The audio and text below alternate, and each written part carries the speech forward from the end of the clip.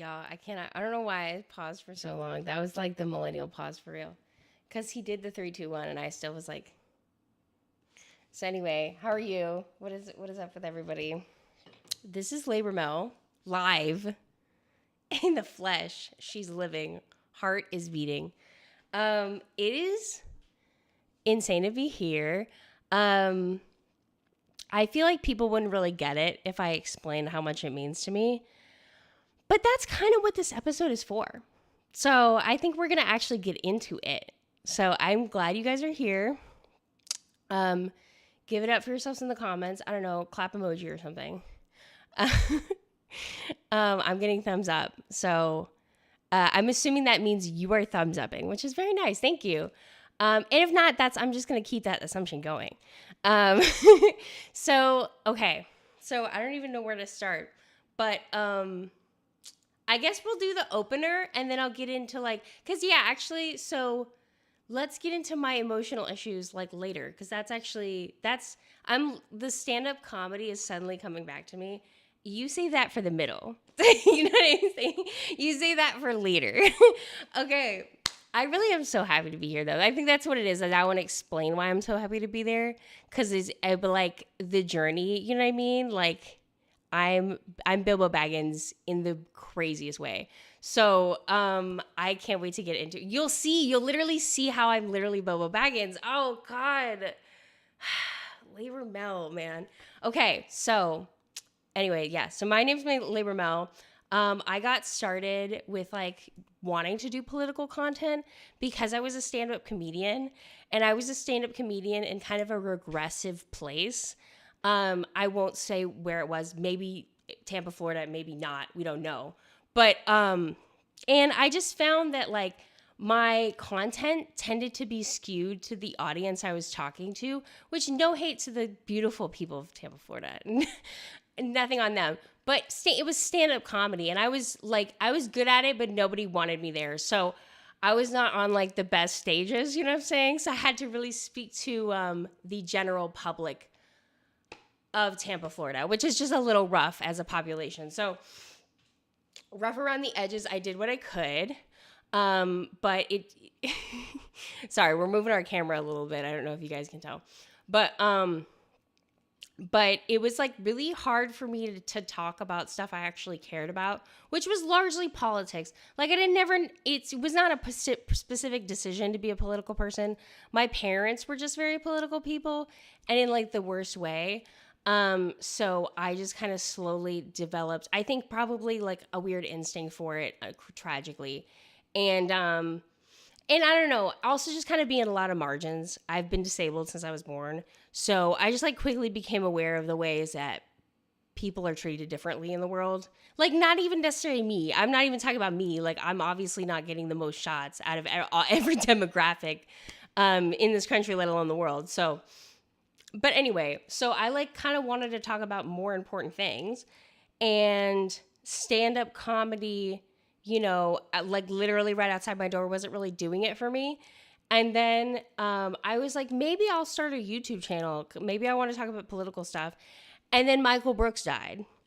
And if you know anything about me, that's like saying Jesus died. Like that was tragic and not recovered, by the way. We're not doing better. Doing worse in every, like, that is the crazy part, is we're doing worse in every regard. I'm sorry to say it to you. Like, I'm sure there's a couple Michael Brooks fans watching. Wow, we thought we were like, maybe, you know, everything's worse now and Michael's dead, but maybe we can pull through. Wow, so we did not. That's okay. That's okay. It's not our fault. Like I say many times to myself, I cannot blame myself for the world absolutely crumbling. In the worst way. It's not you. It's not me. It may be Maybelline. But I'm like immediately voice, throat dry. So I'm going to drink this. But anyway. So basically, I after Michael Brooks died, I was like, okay, I probably have to do that now. Because I literally was like, at least there's Michael, man. You know, maybe I need to, but we have Michael Brooks, so I don't need to actually in any real way. And then he died. And then, great, perfect. That's perfect. So beyond all of the like literally crippling grief that we still all experience, there's still just like a very genuine need for somebody to be anything close to what Michael was to us. And obviously that's not going to work here. That's not going to happen here. The very specific niche, insane things are happening here. But I do think that was like 5 years ago. And then like it was hitting me now, like even before when I was doing stand-up, I still wanted to do this. So that's like an excruciating long time to want to do something and not do it. It was very bad. Don't ever do that, by the way. Oh my God. If you want to do something, please just do it. Like the things I could have avoided by just doing that, the money. Oh my God. The money I could have saved by just doing that is, we don't even need to get into it. But I just really want to encourage you to not waste your time like that. But anyway, getting into more of the topics we're going to talk about today. So obviously it's January 10th. It's like the new year. I know a lot of people are trying to think about ways they could improve themselves, ways they could create better habits in their life. And I'm here to tell you that there's a better way. And I learned about this from a SciShow video. I could if anybody's actually curious, I can link it, or I could just talk about it next week or something. But they were talking about how evolution is not always the way we think of evolution. It's not always like bigger, better, badder. Sometimes evolution kind of goes almost like in a regressive sense. Things will get simpler over time, like organisms get simpler over time. Sometimes that can happen in evolution. So I would like to ask you, in what ways are you regressively evolving this year? I would like to ask, what are things in your life that don't need more? You could actually do much less and it would be fine. I have a couple that I thought of. I know at least two, and I hope I can remember both of them. One of them is these dresses. You can't see my full body right now, but I look really good in them. You don't even need to. Some of you are probably from Instagram. You already know. And do I post in something else? No, I don't. No, I don't. Do I need to? No, I don't. The fact that you see me in any corporeal form is plenty. Okay, first of all. And then second of all, I'm okay, I think there should be room for women to be Steve Jobs. I got 3 outfits, and that's plenty. That's plenty. Again, the fact that I'm outside. Amazing. In 2025, I'm outside the house. That's crazy. I'm being bold that day. You know what I'm saying? So I think that it's fine that I wear the same outfit in 3 colors. Maybe 4 sometimes. You know what I mean? I think that's great. I think it's less things for me to do and simpler for my life. And there was another one. I can't think of it. It wasn't food or something. Yo, in the chat, can somebody tell me what I was thinking of? No, I'm kidding. But I know I had another one. If I think of not needing to remember things, even when you're on stream. No, I'm kidding. But yeah, if there's ways you guys are regressively evolving, drop it in the chat. Just things that don't need extra involvement on your part. You've already put the settings on. Oh, I thought of another one, actually. This one's honestly more of a genuine, that's just a real opinion. It's not really that funny. But I have gotten a lot of success from just doing 7,500 steps.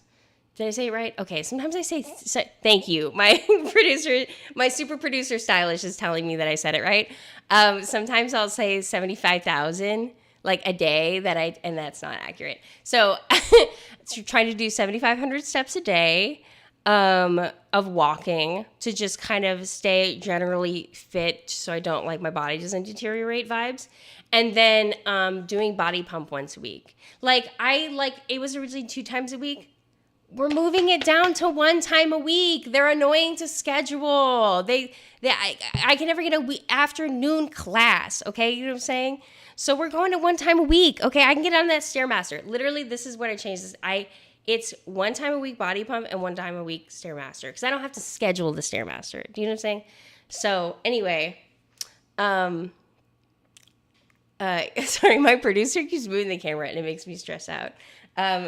He's not stressing me out, but everything stresses me out. they just put me on medication. So there's that also. Okay. So yes, I hope you guys let me know how you're regressively evolving. Put it in the comments when this becomes a video later. I would love to hear it. But to get to the bare bones to like what we're really, really talking about today, we're talking about bacterial futurism, okay? And what is bacterial futurism, you may ask? Well, we're going to get into it, around it, up into it, okay? So my name is Melissa. Labor Mel, actually. Sorry, I accidentally moved the microphone. I hope that you guys didn't hear that. But my name is Labor Mel. And I am here to tell you about a very specific idea called bacterial futurism. I invented this political theory. I'll kind of go into how many theories it is at the same time. But it's a theory called bacterial futurism. And I basically came up with it while I was learning about probiotic food. And then, I don't know, it just kind of, when something just kind of snowballs, like I just couldn't stop thinking about this very specific idea. And then it ballooned into this, and now I'm here. And I had so many things to say. When you have so many things to say that it's like, I couldn't just put it in a post. I couldn't just put it in a comment. Like when I try to be limited with bacterial futurist knowledge and give people small amounts, it's often not enough. That's one of the reasons I'm on YouTube and not on other platforms, because I just don't, it's like not enough time to make it really interesting to people. So this is bacterial futurism. Every week we're going to go through the definition. So if you like miss it this time, or you for whatever reason want to hear it again, you will hear it again. I will bother you with it again. Let me grab a drink. I feel like I go too fast when I'm on stream. Like who's gonna time me out? Okay, I need to slow down.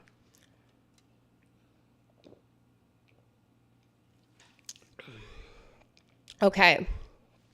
Bacterial futurism is a social, political, and artistic sorry, I'm being signaled to. You're saying keep going. Okay, so, and let me I just kind of started saying the definition. So once again, this is the theory that I came up with. This is I haven't changed the definition recently. Nothing crazy, there's little tweaks, but this is the current definition of bacterial futurism. Bacterial futurism is a social, political, and artistic theory that analyzes the interpersonal structures of society through a basic understanding of microbiomes. It emphasizes the parallels between single-celled organisms and individual people, as they both carry immense power when collecting in large numbers. Bacterial futurists believe that this system of thought allows us to shape and predict the future in ways that would have been impossible without its influence. So I will kind of go into, like, if anybody has questions, I can talk about it. But basically, like I said, I got really into making probiotic food. I have had gut illness issues my whole life.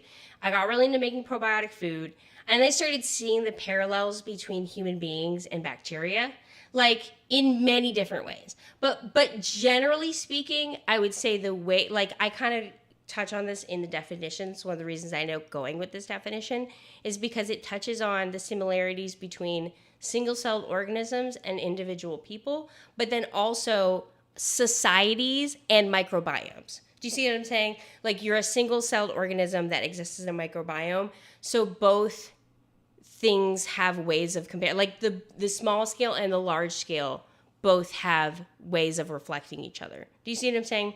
So I started to notice that, and then I started to notice a lot of examples. One thing I want to bring up and do more on this channel is the bacterial futurist news that I feel like I see all the time of people coming up with new technologies or discovering new funguses that can eat microplastics and do all this kind of stuff. Basically, I am advocating for science to invest in this very specific type of science, which is innovation based on microorganisms, microbiomes, bacteria, fungi, etc. Because essentially, there's kind of one way of seeing innovation, especially in the United States. It's all this AI and robotics garbage. Sorry for moving everything. And it's kind of lunacy to see futurism in this one specific way.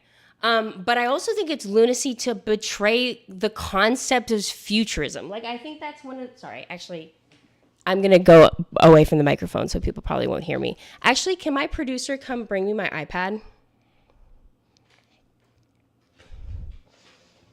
Sorry, here. Would it be easier for me to grab it?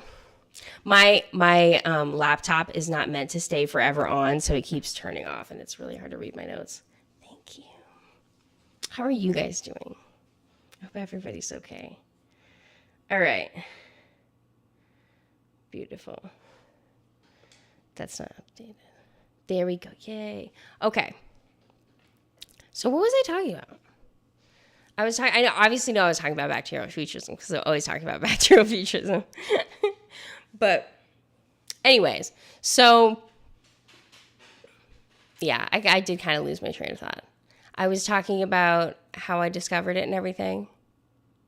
Sorry, this is going to happen a lot because I lose my train of thought a lot. But anyway, I think I'll just go back to roughly how I discovered it. Oh, God, it's like not interesting. Whatever. This is, sorry, just so you know, we're testing. This is the reason for purpose for the name. I'm trying to figure out how to make this interesting. I don't know how to yet. Okay, we're learning. Okay, but basically, I noticed all these like patterns throughout society that are mirrored in bacteria and microbiomes. And then you watch society go like a very different direction with like just the way they envision innovation and the way they even consider like what is considered smart. Like, again, there's about to be a million AI rants in this. This is basically all rants about how AI is kind of ridiculous. But like, when that recent Christmas ad for Coca-Cola came out, and all of that PR for the AI company, and they were like, we were up tirelessly making this AI commercial. It's like, girl, okay, is it cool to not ever do work and to make robots do it for you? Or is it super cool to work too hard? Like, what is even the signal you're trying to send at this point about what innovation means? Does it mean not working? Or does it mean tirelessly working yourself to the bone for Elon Musk? I don't get it. I don't get it. I don't understand what's going on. But basically, we're going to give you guys some updates on how I even got here. So I was originally married a while back. It was not that long ago. It was only like a couple years ago, but it feels like a million years ago. This is relevant, and it's not going to be long. I quietly got divorced. When I say quietly, like, he very nicely let me wait to tell my parents for a little while because my parents are just kind of overbearing, and I wanted to know what I was doing first before they like told me what to do, right? So I got the divorce stuff handled. I moved and everything. And then I just ended up in Athens, Greece, because I'm Greek and I really want Greek citizenship. And I've always wanted to live in Greece. I always want to live outside of the States. Like ever since I was a little kid, I was like, I'm not staying here. So I was like, okay, well, if I'm going to live somewhere, I need to experience living there. Like, I'm not going to just delude myself that, I'm definitely going to like Greece. I'm obviously, you know what I mean? I don't want to over-idealize a place. Like, it's somebody's home at the end of the day. No place is perfect, So I wanted to kind of see if I would like Greece. Sorry, I'm, so thirsty. I'm, starting to hear my mouth.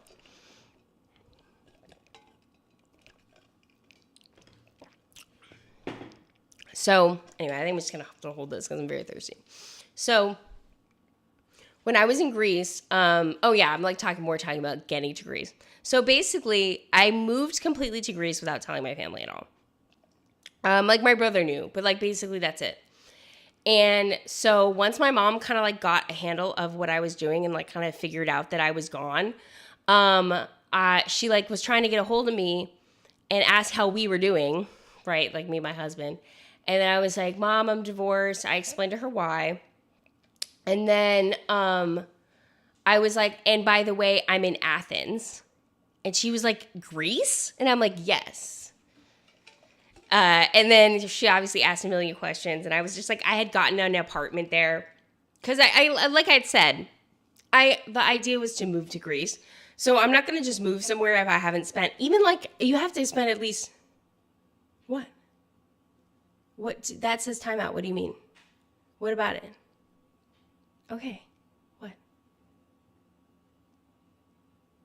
What's up? Having a camera issue, it like froze on you in a certain frame. Ooh. No, that's not a bad frame. You're just like mid talking. I was trying to signal you to tell it to the stream that you're taking a timeout for a second. Oh, okay. See, I have no idea. Yeah, I don't know what any of the signals mean. tell the stream to. I muted you, so like then in a second, tell the Okay. stream that we'll be right back. Okay. Technical difficulties. Okay. Okay, I'm gonna finish what I'm talking about in a second, guys. We'll be right back. We're having some camera difficulties. He was trying to tell me that I didn't have no idea what I was talking about.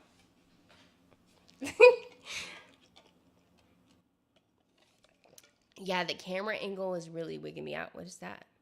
Oh no, this was just to do the zoom. The angle itself is not being affected. I have to like rotate it to affect it. Oh. Yeah, that's why I just you It didn't was have so to. distracting. And not that you did anything wrong. I need to be less easily distracted, but Yeah, yeah, it's okay. It's okay. oh, and if I need to plug in my laptop cuz it's like dying. Oh, here. Sorry, I didn't realize that it was just like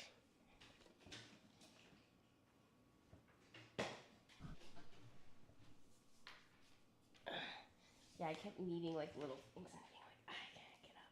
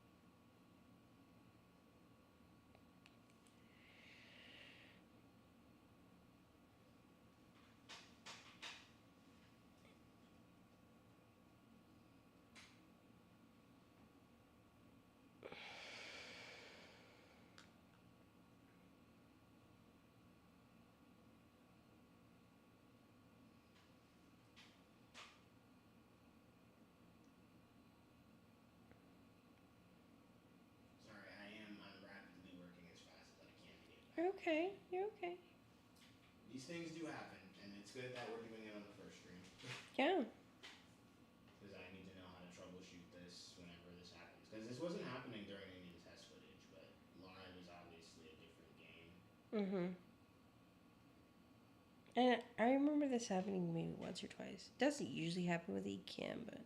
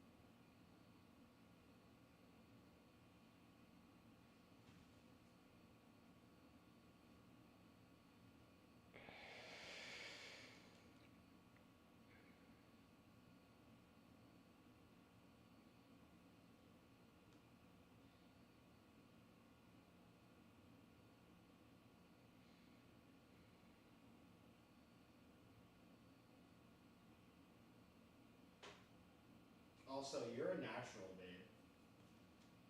Thank you. I felt so nervous.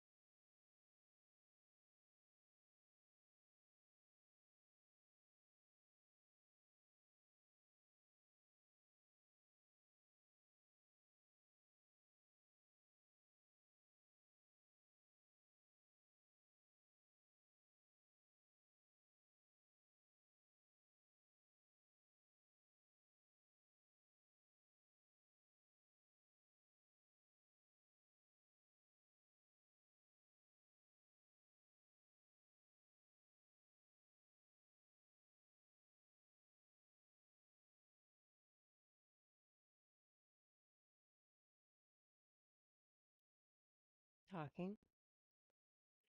Oh my god. Okay. Well, okay.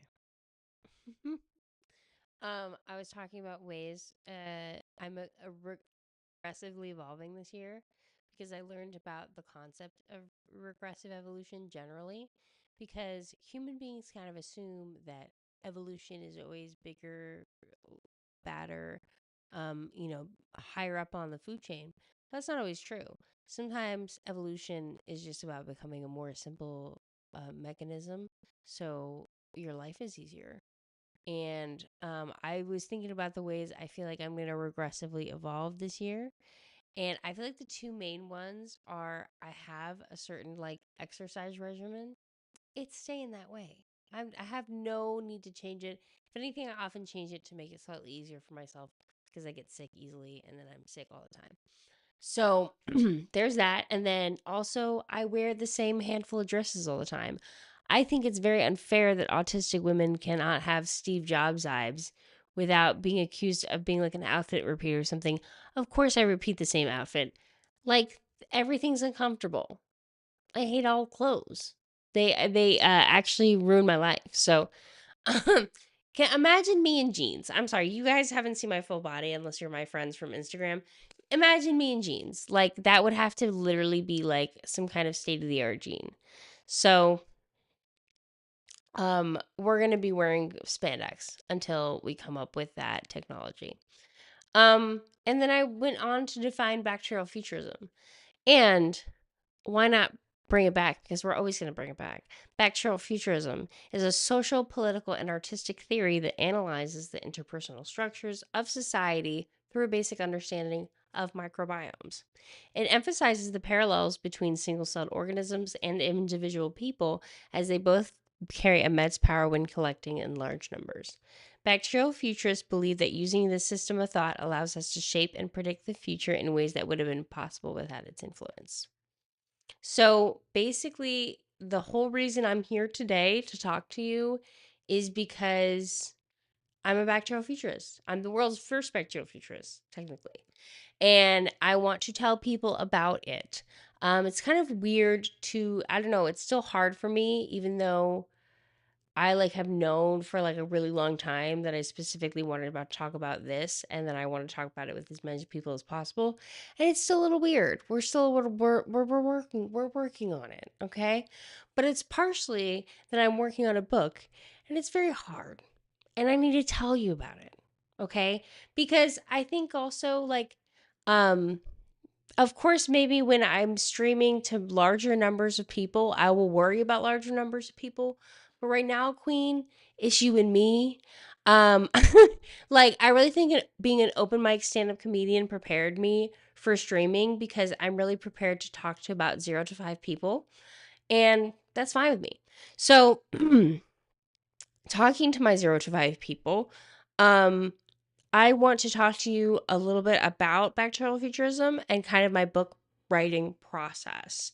Um, because I think it's cool. That's, I mean, just like to, moral of the story is I'm here because I honestly, it starts to get to the point where it's genuinely interesting, the stuff I'm working on. And I would kind of like to keep people in the loop. And as I was saying, I always lose my train of thought. As I was saying, I'm talking about 0 to 5 people, mostly my friends, right? And so, to be honest, of course, in like the nicest, sweetest, most wonderful way, people are like, "How is the book going?" And, most times I'm like, terrible, the worst, but in a very complex, layered way that actually means it's going fine. But I would like to give that nuance and complexity somewhere because some people would, whatever. Some people will probably like watching this. I don't know. I could see being useful to myself back in the day. Actually, speaking on that, I use these. I've used passion planners for like 8 years. I'm like, oh my gosh, it's going to be a decade soon. Long story short. So I've been doing this for a decade, like outlining what I'm generally doing. And then I read it later because I find it interesting. So that's what we're doing here. And we were talking about the book updates since Greece. Because long story short, I had kind of a eat, pray, love moment if all of that was less corny and that lady was less insane. Um, I'm sure my ex would not agree about that, but whatever. I at least think I'm better than the eat, pray, love lady. Okay, come on. That's not a high bar. So, anyway, I want to talk about my book updates since Greece. I got divorced and, like, basically, I didn't tell almost anyone. And so it kind of was like, oh, Melissa's divorced and in Athens, Greece. We don't know why. Um, unless she tells us, kind of thing.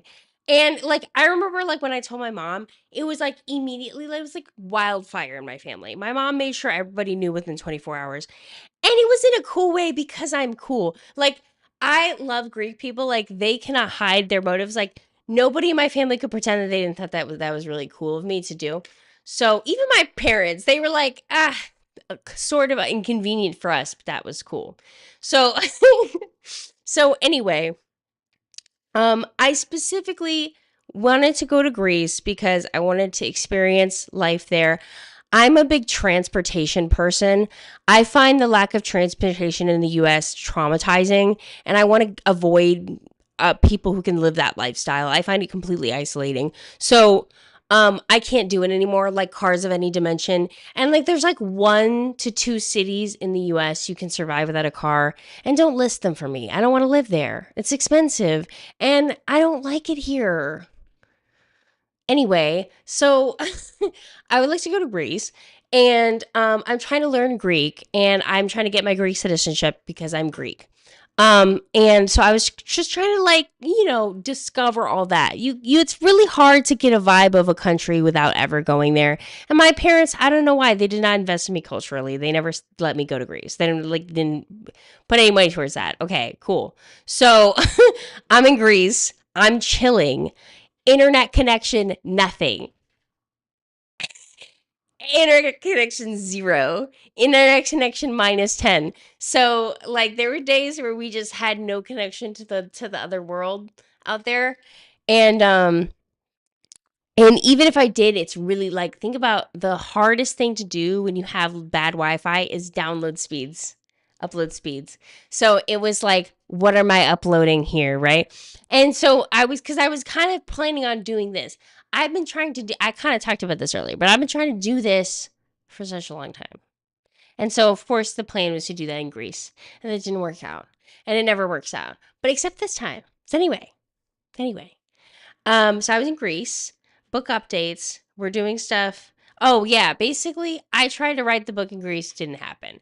And like I'm trying to be patient with myself, right? I understand there's a lot to consider, there's a lot to think over with writing a book. I've never done it before, right? So you're trying to be patient with yourself. But it's also kind of annoying because um I'll go into more bacterial futurism stuff later. Obviously, I just gave you guys the definition. I'm sure a lot of people are like, don't necessarily know what to do with that at first. I'll go into it. But like, I already wrote the book in my mind, if that makes sense. Especially like in the last year or so, the outline is done. So the book is like there. Like there a book could be written conceivably. I just have to do it and I don't want to. Who would want to do that? That's horrible. So I have to figure that out. And I will, and I will. Okay. So I've been kind of mulling it over on like how one could even approach writing a first book. And one thing that's I've discovered is that you have to like write 5 books to write one book. And you're gonna tell yourself that seems like an exaggeration. It isn't really, unfortunately. So what I mean by that is, what do you want out of your first book experience? And what is the goal here in many ways? So um I'm talking when I talk about this kind of book stuff, I'm going from Brandon Sanderson's advice. Brandon Sanderson is a very interesting Mormon man from Mormon, Utah, who is a Mormon. And the most interesting thing about him is that he's Mormon, and I think that's interesting that he's Mormon. He's also a very successful writer, and that's unfair to say that's the most interesting about him that he's a Mormon. It's just like he's kind of a progressive guy, and he's talented, right? So the Mormons like have to keep him happy, right? But and a part of that is that he gets to kind of be this progressive the guy that he is. I hope Brandon Sanderson never sees this. I hope he just has this never happens. Anyway, but a lot of my like writing like logic with this stuff is coming from him. I'm blanking on what the other thing I was. Oh, yes, okay. So what you want to get out of your first book. So here's the problem with all of that is like what I want about my first book is to write books and to continue to write books. And that's hard. And I don't think I would be good at it. And here's the thing. Bacterial futurism is like my magnum opus. I have to do my magnum opus for my first book. It is a thing I'm not good at. I don't write books. I've never done that before. So you see what I'm saying? So it's just like very stressful. And I think a part of why it's taken like 5+ years to get anything done around here is that I have like a lot of trauma built up around being heard and like being listened to and like people believing me and people ganging up on me unnecessarily. I just have had a lot of experiences with that in the past and that have not been good. And so it's been a part of my like process to figure out like why am I avoiding YouTube so much? Like what is actually going on there? And I think a part of it is yeah, like I just there's been a lot of things that have happened to me throughout my life that I felt like I can't talk about. And so it's creating this feeling that I can't be honest about things. And people won't believe me. People won't listen to me. Like, imagine how hard it is to write a book when you have like weird trauma about how people won't listen to you. You're like, why would I even write a book? Because nobody's going to listen to me. So what's the point? That I like literally, that's months of my mental process. Like I had to like deal with that. So anyway, so going back to my beloved Brandon Sanderson, um, I'm just realizing now a couple things about my book. Basically, I'm giving you guys the updates on like the recent revelations. Um, Sorry, this iPad is really getting my gear. I don't need to type anything, so this keyboard is useless, and I don't know how to make it go away. But that's fine. This is like typical. Oh, beautiful. Yay. Okay. So basically, like I said, writing books is really hard. I would like to write books afterwards, after my first book.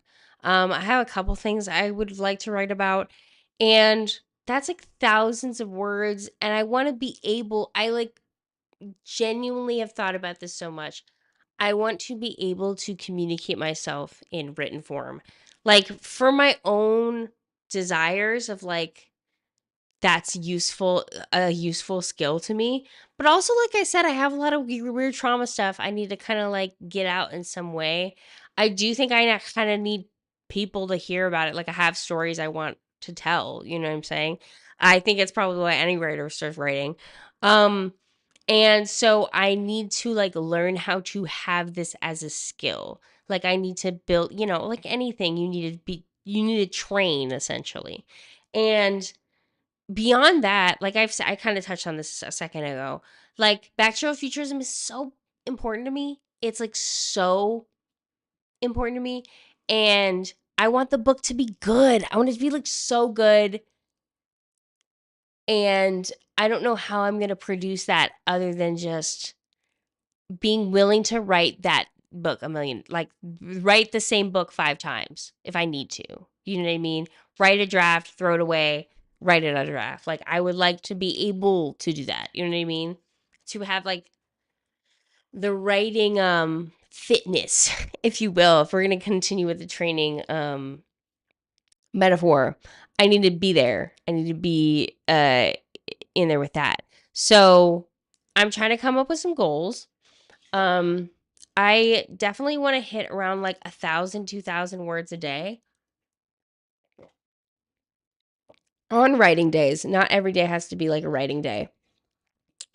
But that's cool. And the other thing I want to do, not only just increasing my writing more every day, I also want to, I kind of touched on this in a second when I talked about my childhood and stuff, but I think I want to write another book first. I know it sounds insane, but again, if you look into how people write books, this is what they do. I'm not lying. I would not. Why would I lie to you? I listen to the Mormons to give you the tea, and this is what everybody's doing. Not even everybody. Like Lindsay Ellis also mentioned this, that it's like you kind of have to write a couple books, come back to them, scrap something, like to learn how to do it, because it's just there's people who have published their first book on like first go, and like it was great, and everybody's great and everybody's happy, and but I just don't think that's going to be me. And even if it is, I don't want it to be, in the sense that I want to be able to continue to write like low key prolifically after this. So I need to actually develop the rigor. There's like no actual way out of the being good at something. You know what I'm saying? Unfortunately, I would love that. No, I would love that. I would love that. So I've tried every shortcut out of just having a YouTube channel and writing the book. There is none. I just need to do it. So, if my producer could pull up my well, actually, maybe here, let me go back to my original page that I was on. Because basically, I want to get back. Yeah, actually, okay. I think I can just probably keep talking about Brandon Sanderson, honestly. Okay, so here's because I forgot a specific angle about it.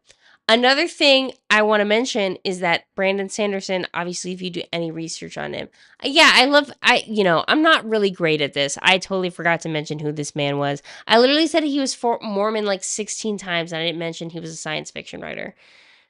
Whatever, we're working on it. We're working on it. How to titrate information to the audience. Note to self. But Brandon Sanderson's a science fiction author. Why is that relevant? So naturally, before I ever even came up with Backtrail Futurism, I was really into science fiction. But actually not really, like not the way that you would normally think. I didn't really read any of the like books. I wasn't like big into that kind of thing. I loved Backtrail Futurism when I was a kid. Oh my god. See, we did it again. Sorry, I meant to say Back to the Future. We've already noticed how they're similar, and then like the terms are, and I get them confused. Anyway, Back to the Future, the very popular movie that has nothing to do with me. Um, I really liked that movie as a kid, and I really like the concept of time manipulation and time travel. That stuff is really interesting to me, and so to me, I mean, I bet you could probably have asked me this as a kid, and I would have said this to you. The only science fiction thing I need is Back to the Future. So it's also really good 3-act structure. Many people say this. When people say it's a perfect movie, they basically mean that. Like, they obviously probably mean it in other ways because it's a good movie in all of the ways. But I really do think it is a very clear 3-act structure, and that is what makes it a really good movie. And this is my thing. So, not only Back to Futurism kind of science fiction adjacent, because it was kind of inspired by science fiction writers. Like I was really inspired by Octavia Butler. There was a whole like phase of this was just such a long time ago in terms of like my writing process, because I've been mulling over this stuff for so long. But there was a whole period of time where I was reading a lot of Adrienne Marie Brown, and she talks about Octavia Butler a lot. And so I got into her books, and a lot of her kind of prophetic writings. Like a lot of people say that like a lot of things she wrote about like ended up happening. Um and anyway, so around like a long time ago, I kind of put together the science fiction connection with bacterial futurism, and I just didn't know when it would come back. I knew it would come back. If that makes sense. I like knew I would. Excuse me, sorry. I like get so thirsty. I knew I'd need this information again. I don't know what that means. Sorry, my producer's gesturing towards me. What's this? What? You know, you gotta talk to me. Sorry.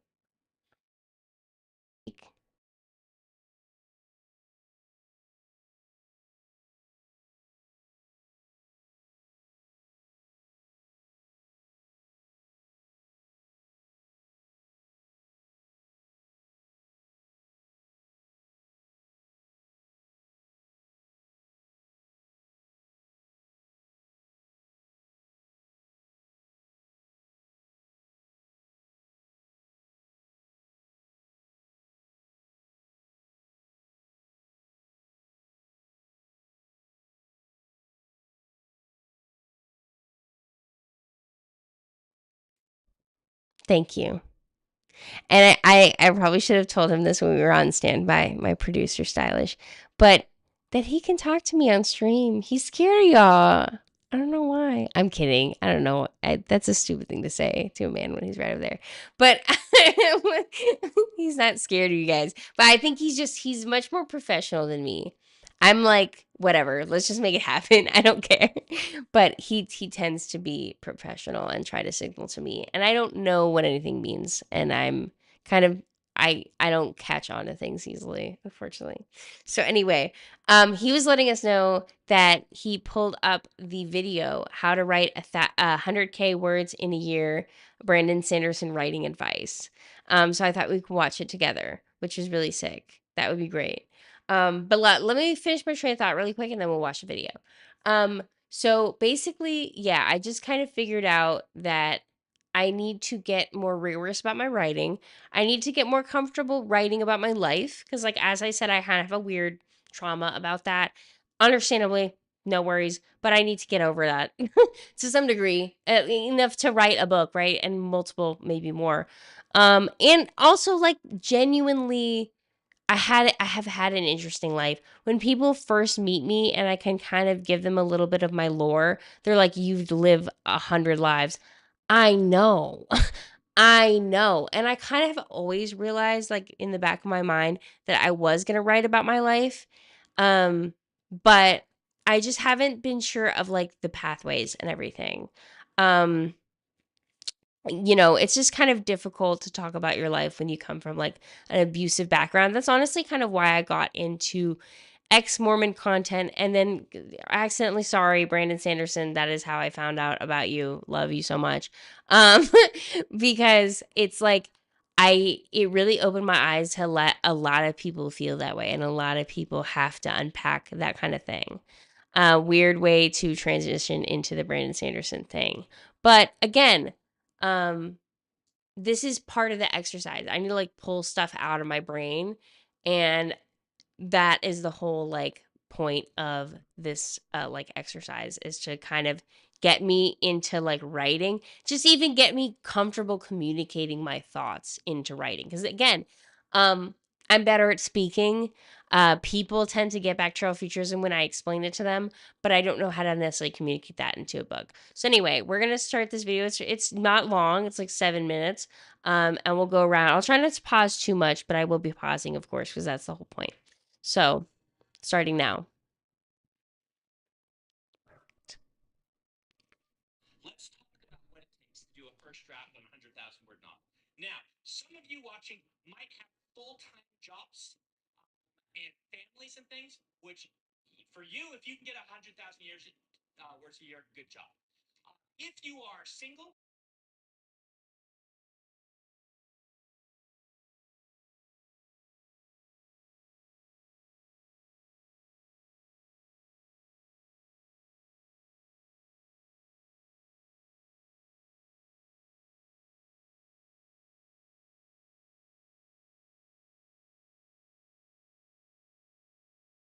teacher things.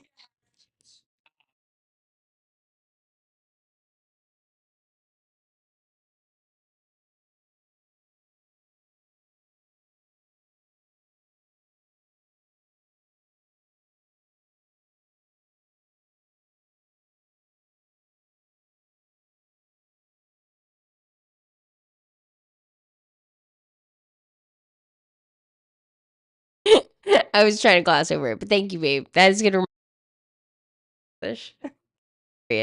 Okay, are we ready to go? Okay. Sorry. I will be better about that. I'm trying to think of what I was saying. Oh yeah, okay. Let me just actually like say what I was thinking. I think this is the first this is the first video I watched of Brandon Sanderson.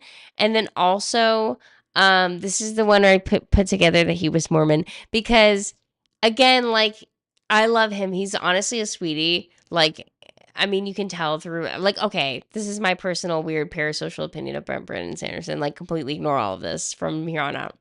But he seems like a nice guy, to be honest. And again, a lot of Mormons are very nice. That's their whole entire thing is that they're nice. Okay, so there's some very nice Mormons out there.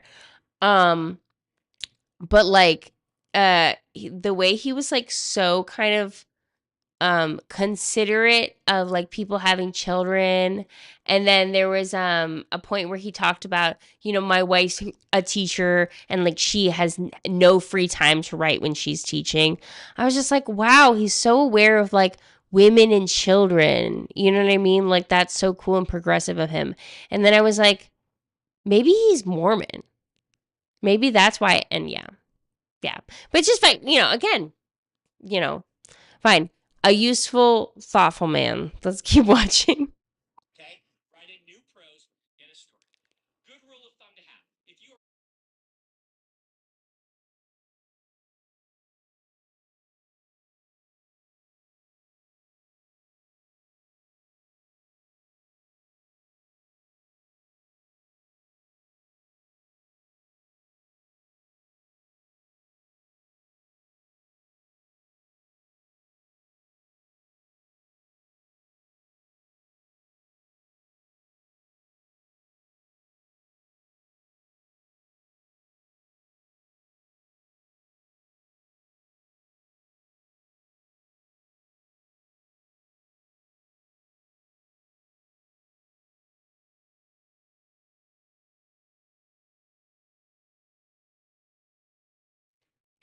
So funny, a couple things on this.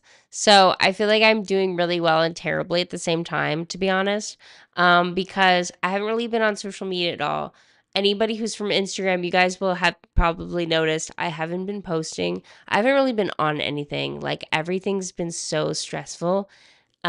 Even before the currently stressful things have happened. Of course, there was other stressful things in the news, and not even like the new. I'm not even talking about like political things in the news necessarily. Like, um, there's honestly so many aspects of why social media is so anxiety inducing and kind of like purposely so. And we can get into those later, but I like really needed my brain power back. I was just like I don't know. I like I said, I have a lot of like kind of PTSD and childhood trauma from specifically being like ganged up on by groups of people like socially and being deliberately misunderstood.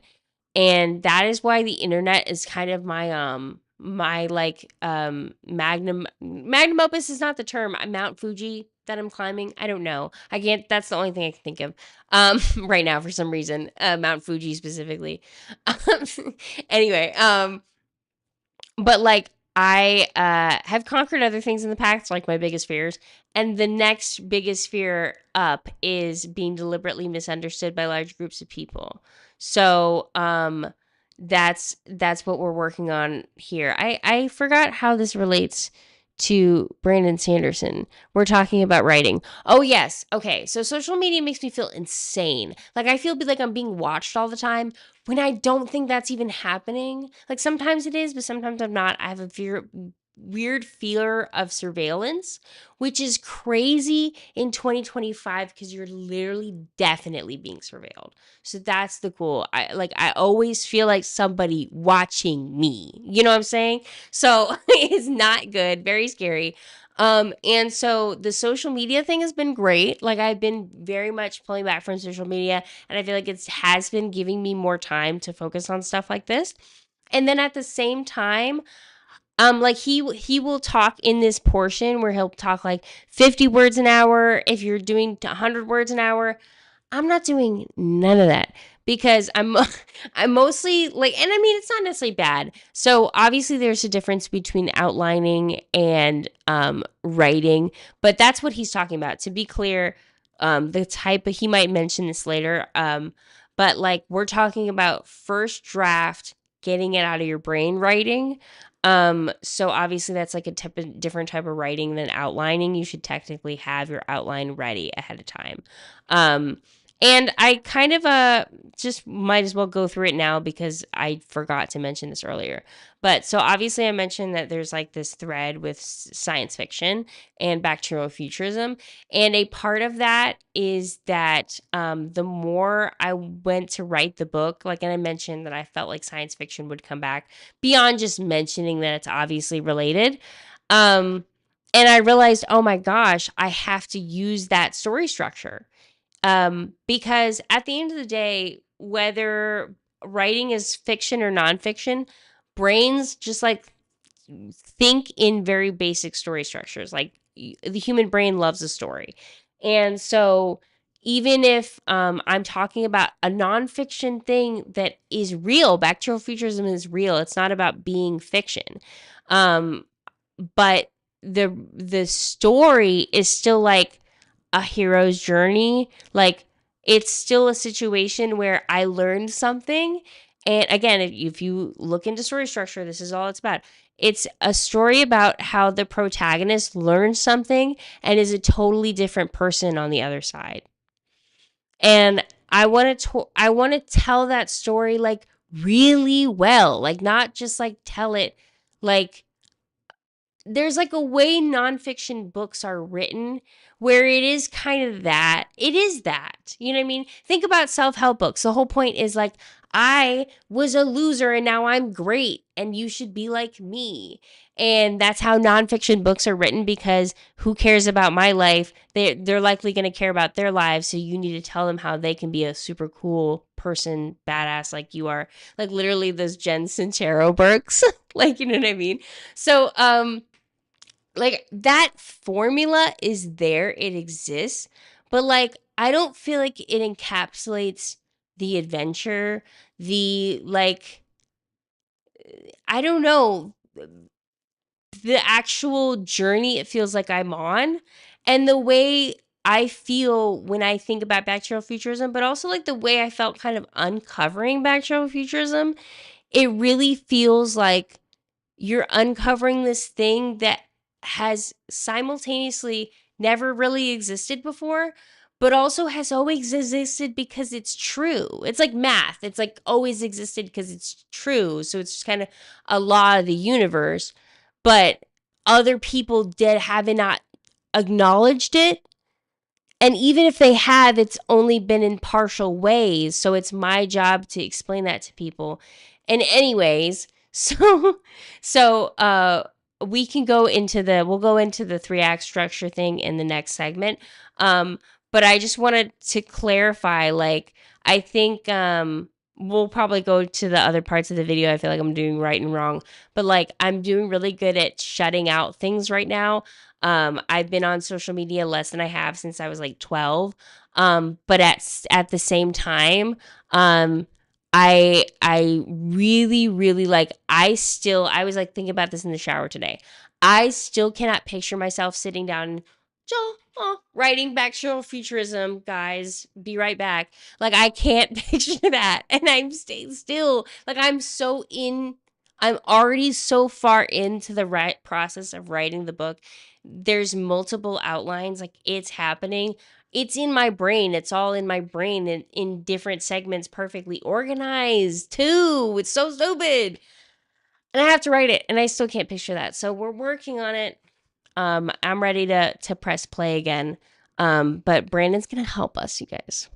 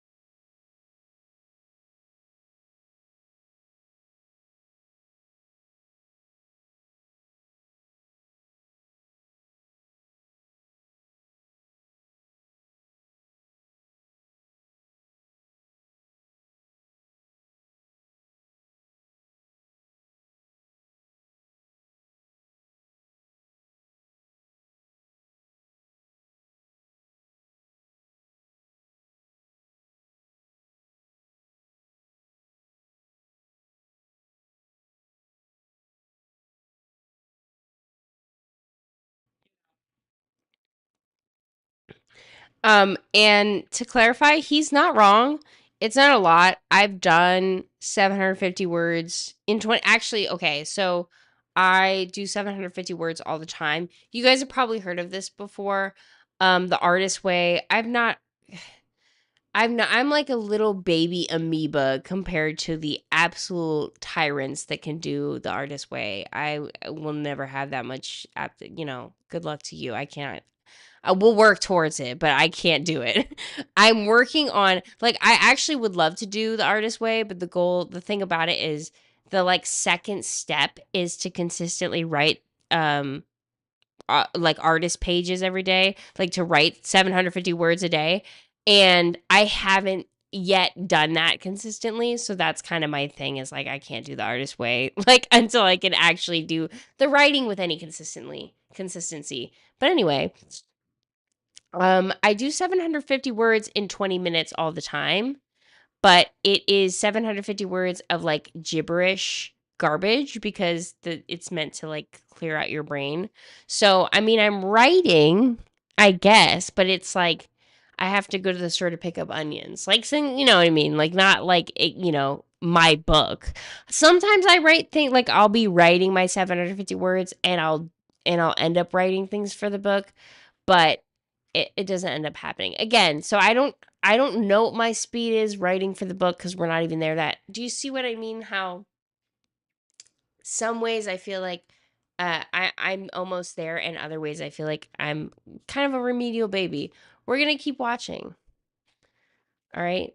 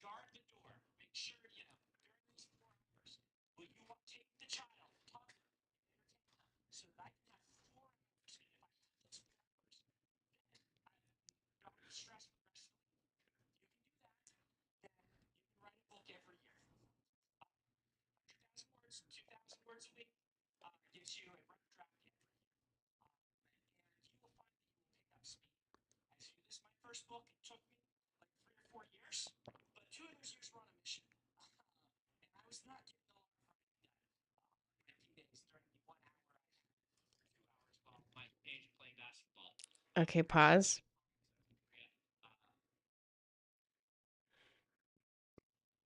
Yeah.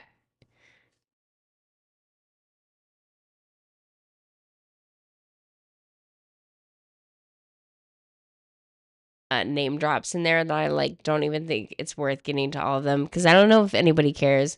Um, but yeah, he's basically saying he was on like missions for uh Mormons is like totally different from Christian missions. If any of like the people have gone on Christian missions are in here, no, it's totally different. He's literally saying they give you like 1 day out of like six. No, it's basically a full time job. Like literally, when I say full time, I mean 24/7. I don't mean 40 hours a week. I mean 24/7.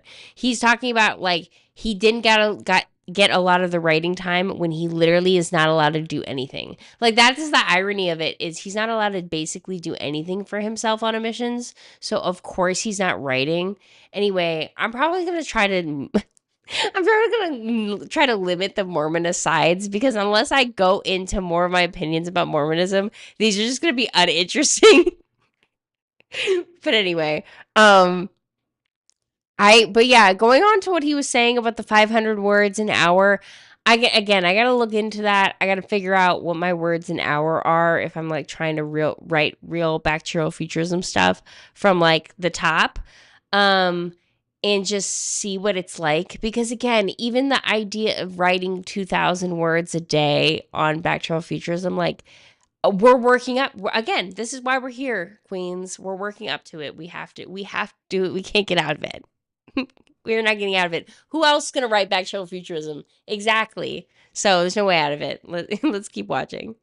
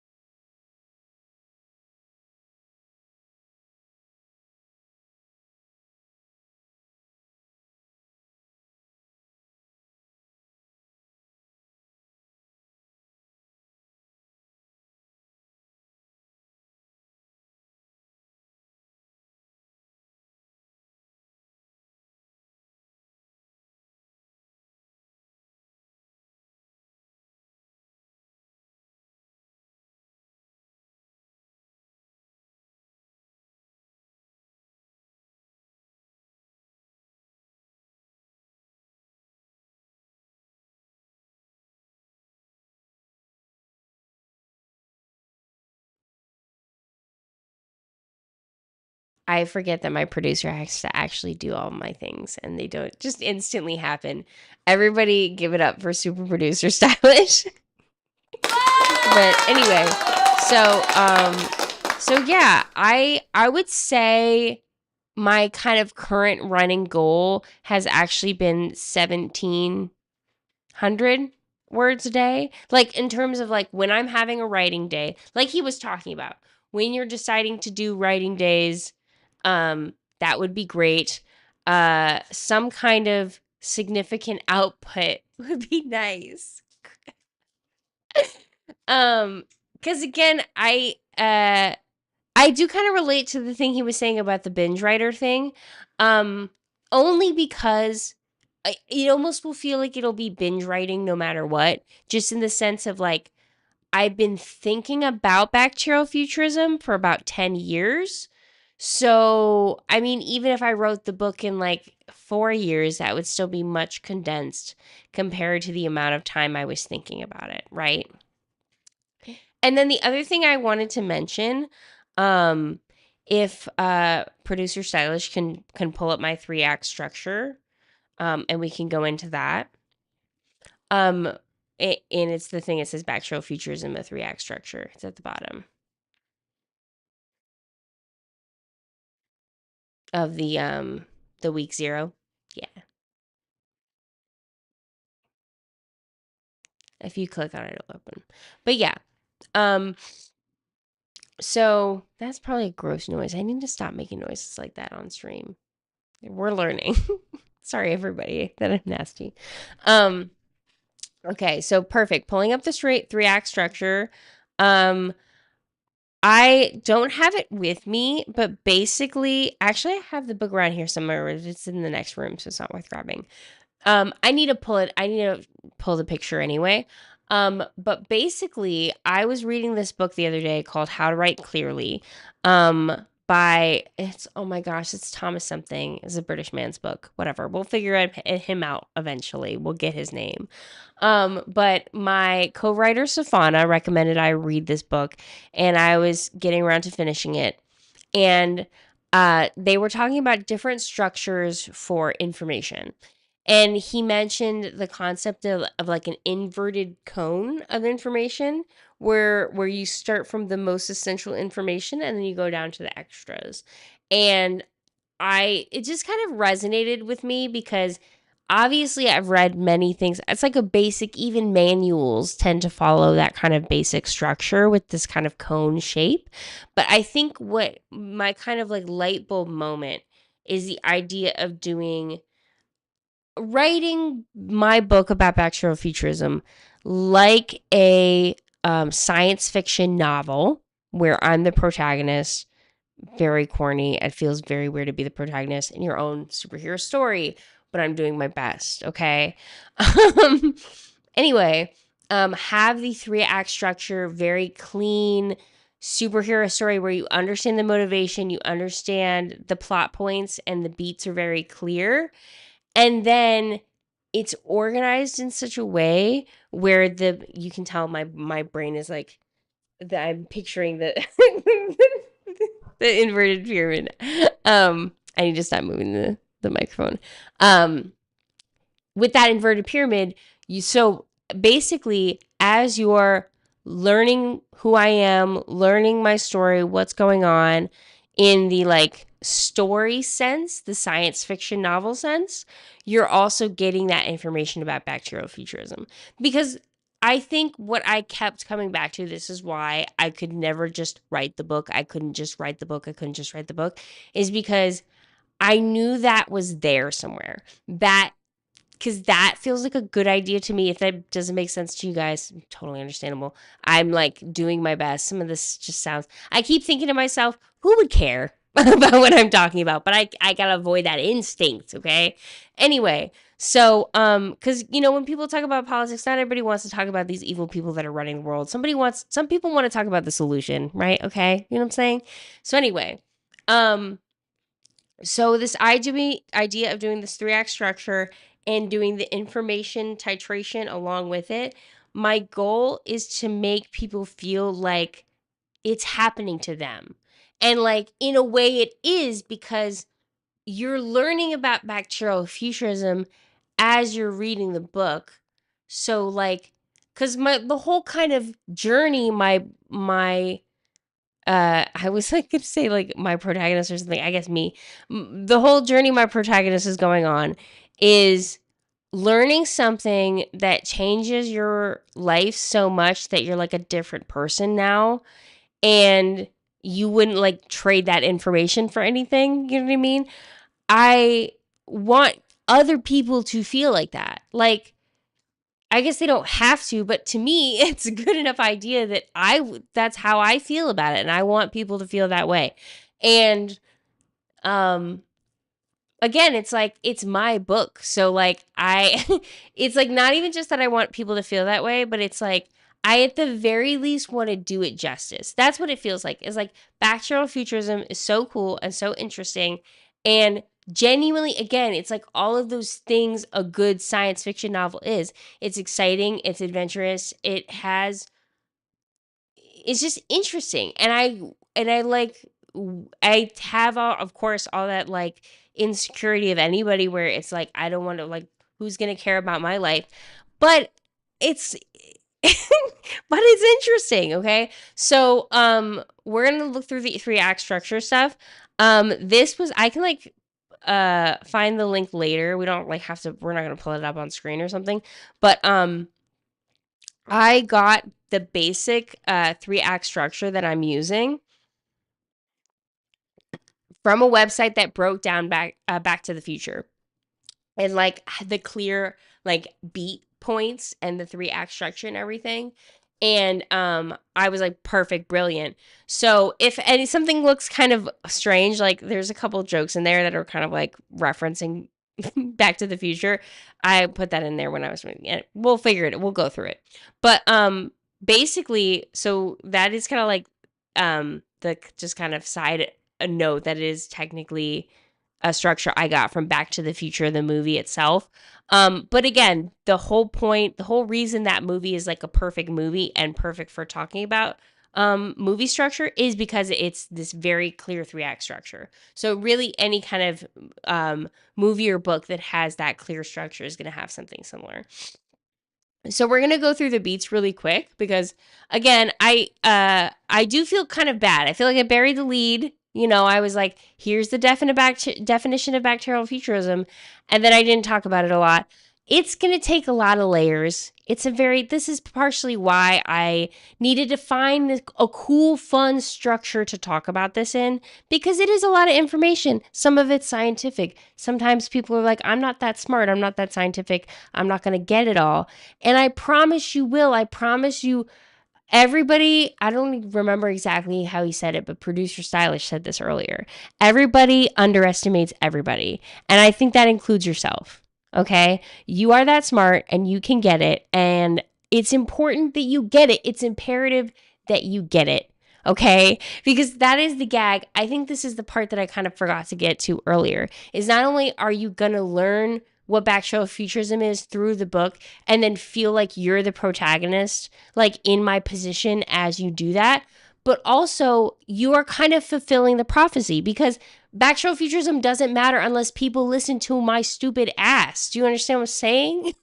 You need to listen to me, please. So so you are a part of this. Like, I literally need you. The only reason I'm writing the book is because I need you, and I have to get access to your like brain.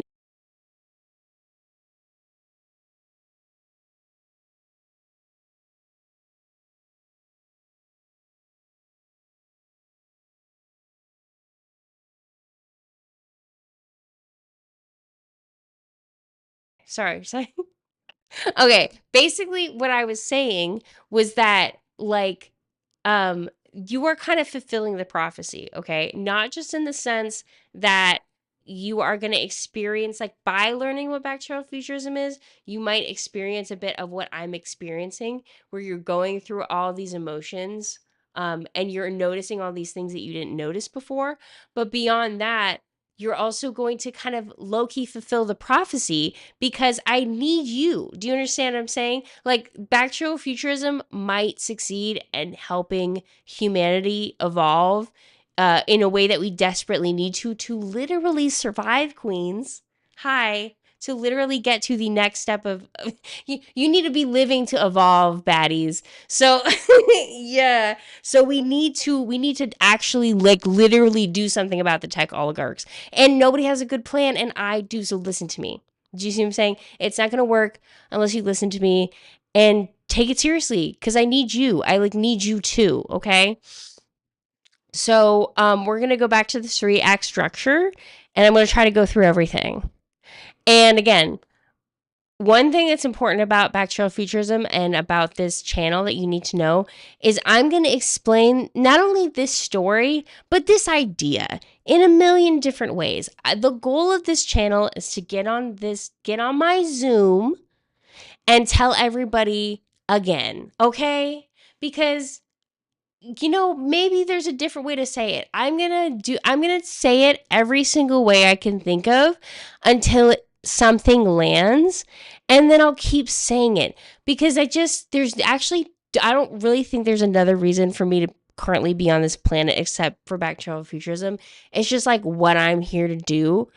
And I don't know if you've ever experienced anything like that, but, like, if you don't do it, you go crazy.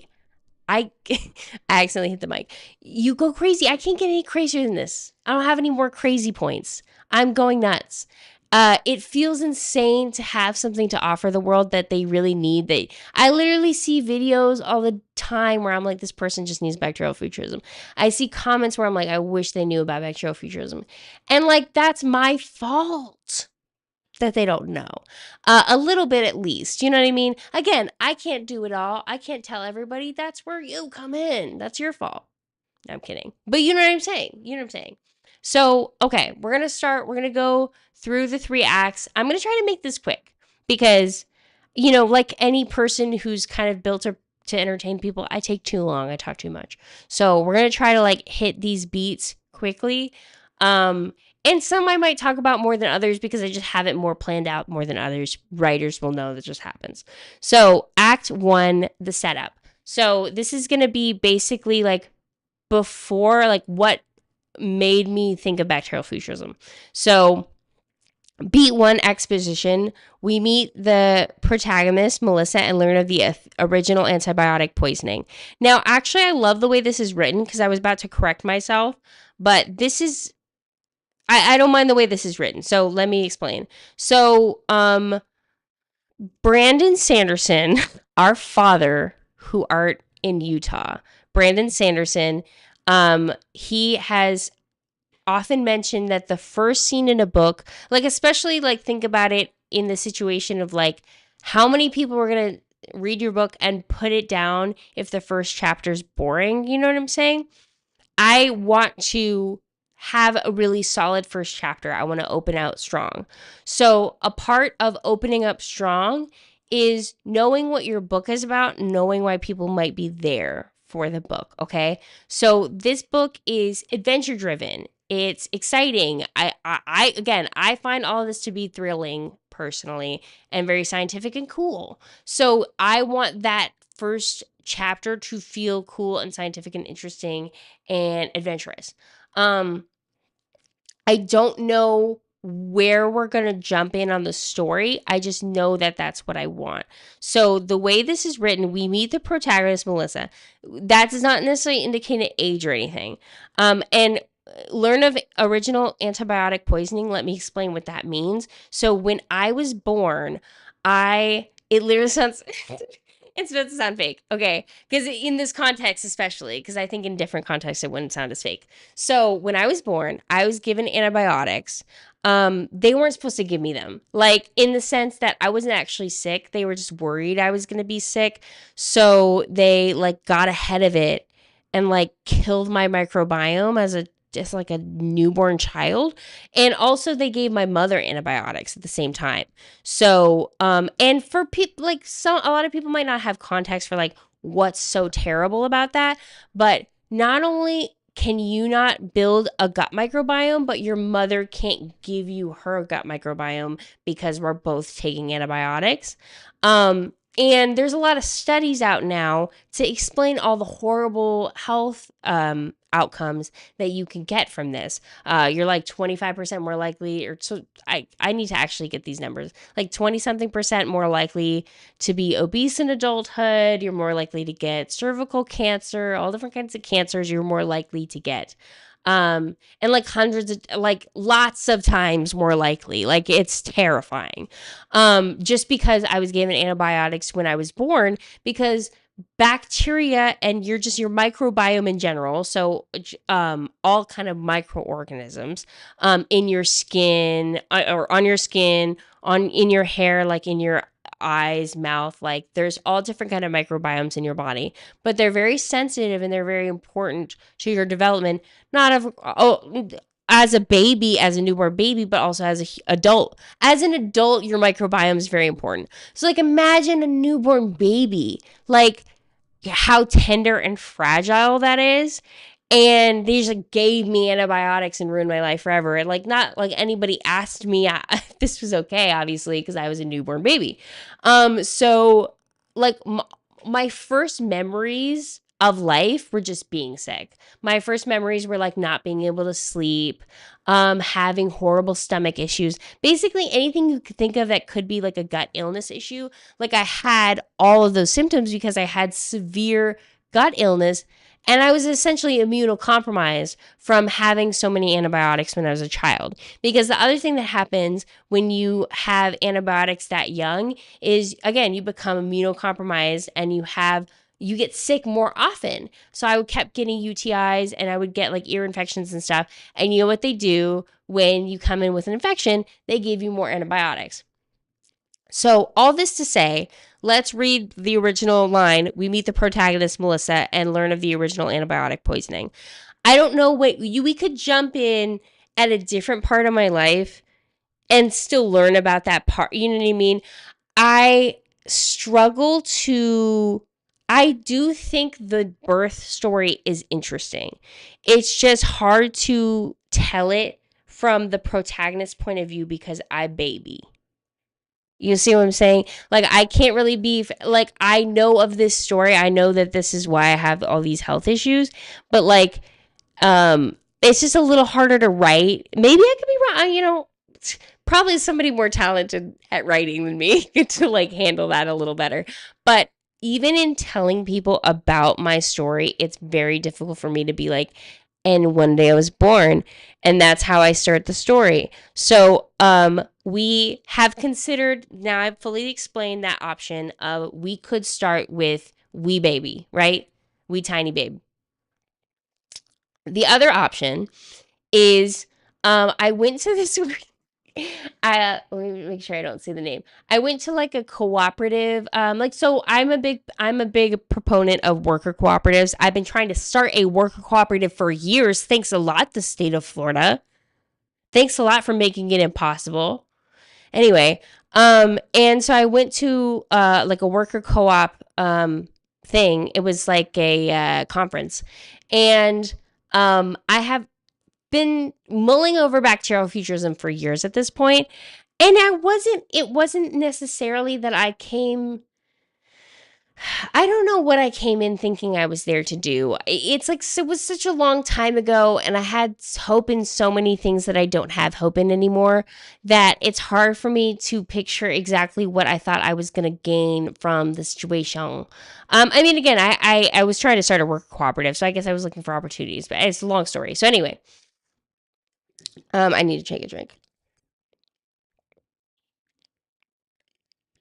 So the thing about the worker cooperative thing is like um I came with like the whole idea of bacterial futurism. Like I wanted to start a probiotic worker cooperative. So basically what happened was I was sick all the time as like a kid. I figured out like probiotic food could help, and it did help a lot. But I found that there was like a lot of structural elements to that was difficult. Like if you're a poor person, it's impossible to really get access to fermented food, not because it's so hard to make, but because it's kind of labor intensive, and a lot of people don't have that much time, you know? So, I like wanted to start a worker cooperative that was for like making probiotic food really accessible and inexpensive to low income people. And I figured out that was impossible because of a lot of capitalism, basically. And you don't need, we don't need to get into, is basically capitalism ruins everything. So basically, when I was at that cooperative thing, I think I even kind of started to kind of sense that maybe the cooperative thing wasn't going to work out for me, but I still wanted to obviously talk to people about my ideas. And I don't know. I was kind of like not fully fledged at this point, like just kind of still mulling all this over. And so I go to this worker cooperative conference, and I mentioned bacterial futurism, and I kind of every time I mentioned it, there would be this very weird tide like shift in the room. Like it would be like 50% of people just seemed like they wanted to like kill me with their like eyes, like if their eyes were lasers, they could just you know what I mean? Like they were just did not want me to keep speaking and were really bothered whenever I was speaking. And then there was like 50% of people that were really, really, really fascinated in what I was saying. They thought bacterial futurism was a great idea and they wanted to hear more.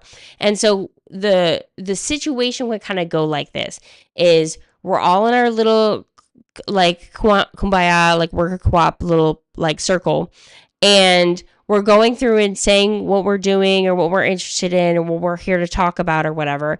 And I would mention something about bacterial futurism.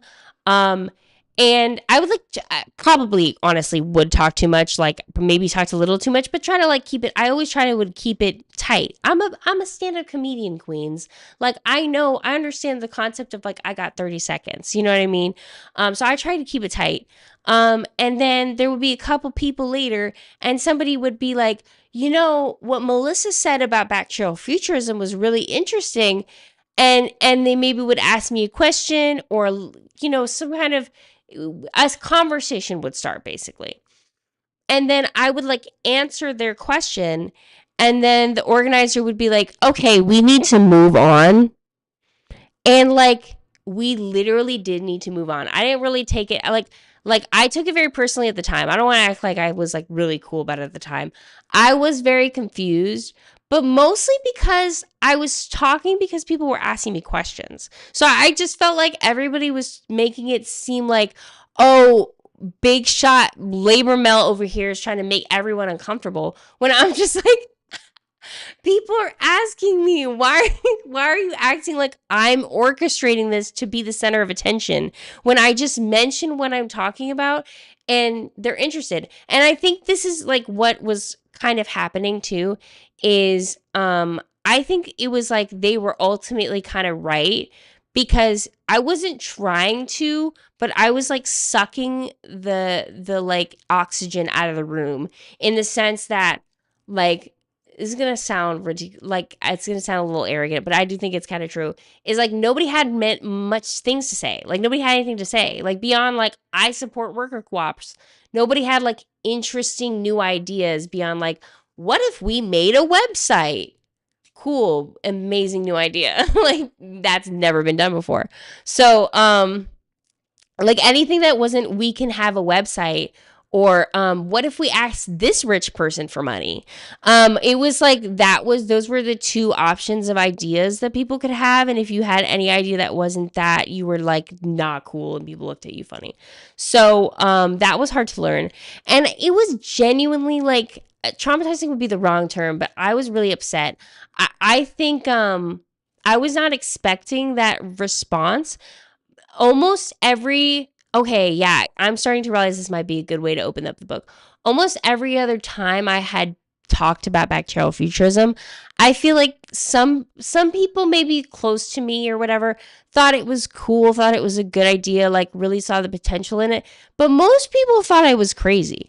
And I went from people thinking I was crazy to people seeming almost intimidated by me, and I didn't know how to handle that. I don't think there's much to be intimidated by. I think I'm kind of a weirdo. But then there was also that side where a lot of people were curious about what I was saying. A lot of people wanted to hear. Like a lot of people wanted to hear what I was saying. So it's like almost such a cop out to ignore all the people who like you and want to hear what you're saying. And because again, it's honestly not even about liking me. It's about bacterial futurism. I just care about that. Like I just want to be likable enough that people listen to me. So so I think I realized in that moment that I needed to write a book, because here's the thing about a book. The people who want to read it can read it. Do you see what I'm saying? And the people who don't want to listen to you don't have to listen to you. Like in that sense, I see now that the worker cooperative organizers were right, because it wasn't the labor mill conference. It wasn't. So we needed to move on. But these are good new ideas and I need to share them. So it's weird because if I were to use that for the beginning of the book, okay, well, no, okay. If the beginning of the book explains why the book exists, I think that's legitimate. It is nonfiction at the end of the day, like in the sense that it actually happened, and it feels a little meta. It feels a little self-aware. Let me know what you guys think about that.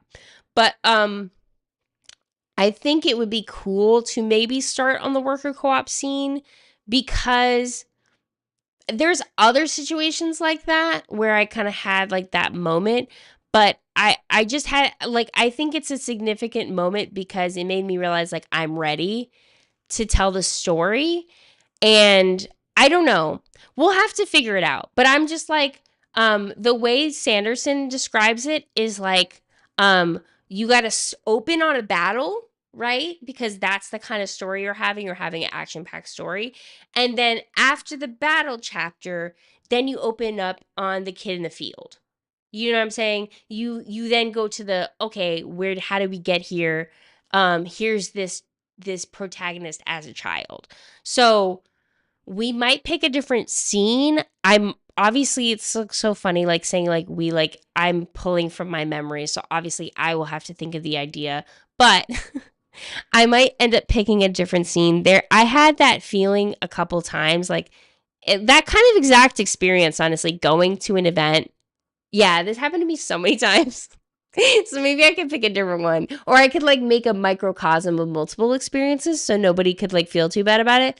But just going to some kind of political event that was like leaning enough that I would agree with these people, but then still feeling so unseen by them because I have this thing that everybody can see that is valuable but doesn't really know what to do with.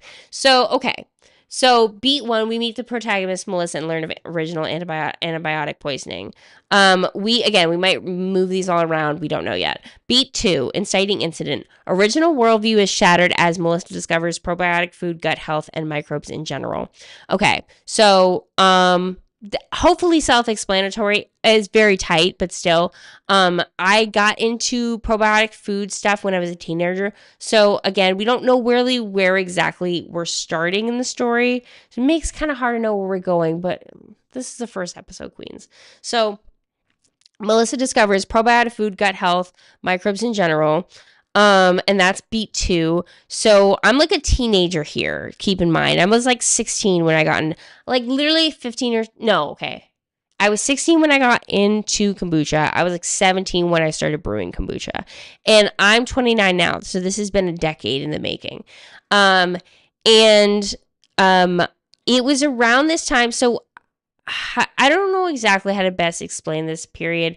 I guess it's like good and bad, because I think one of the things I learned in a lot of the other acts is that it's not just eating probiotic food. Like, I don't want anybody to think that I think that bacterial futurism is summed up in eat some of this cabbage, your life will be fixed.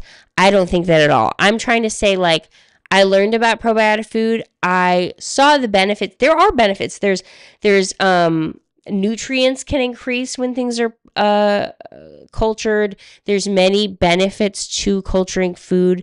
And I could go into that I think there's all these like historical unseen benefits that we don't think about when it comes to culturing food. But that's for like another day. Because essentially what happened is I realized that probiotic food could be a public good, and then I realized that worker co-op was gonna be hard to open. Anyway, I'm getting off topic. I discovered probiotic food, gut health, microbes in general. And another thing to mention about this is what is built in some of beat 2 and beat 3 is going to be essentially torn down in act 2, because implicitly, by believing so much in probiotic food, which is powerful, don't get me wrong, you kind of put your belief in the healthcare guru like side of the world, where people are like, oh, if you just drink this kombucha, like, you will be rid of cancer. And I know that sounds crazy, but like, again, it's hard to, even if you aren't that person, it's hard to stay away from that stuff because it's capitalism. And so what's the best way to sell something? Lie to people about what it can do for them, right? So it's like, if I wanted to give people the good beneficial things of probiotic food without lying to them, you kind of have to avoid the whole apparatus that currently exists for health food. So that is like a part of what I mean, is like, I want to give this thing to people, but in order to go the typical routes, like in order to just go the health food store route, like that I was originally planning on going on, I'd have to kind of be willing to ignore all of the ways that the health food culture is like predatory in itself and just kind of lies to people and takes their money. So, okay, B3. Plot point 1. Melissa decides to set out on the initial journey to make probiotic food production a public good, thinking this will go relatively smoothly. Again, hilarious that I thought that. The world was a lot better, okay, when I thought these things were possible. They are possible, Queen. We're just working on it. It's it's going to be a whiplash moment. All of this is possible and going to happen soon. So the thing about the whole probiotic food production thing is not only is that really difficult. Like, first of all, one of the main reasons it's difficult is because I'm in Florida. A lot of worker co-op stuff is state based because there are a lot of it is like grants and stuff. So it's not even like for a bad reason. I'm not necessarily complaining about it, but a lot of the grants and stuff are state based. So just even being in Florida, I didn't even really realize it at the time, but like my vision for probiotic food being a public good, first off, I'd have to move. Like at the very least, which I'm comfortable doing, but like I'd have to move somewhere and just hope that they'd want something like that. So okay. So beat 4, rising action. Melissa tries to mesh herself in the small business communities, but quickly realizes the systems are built against her.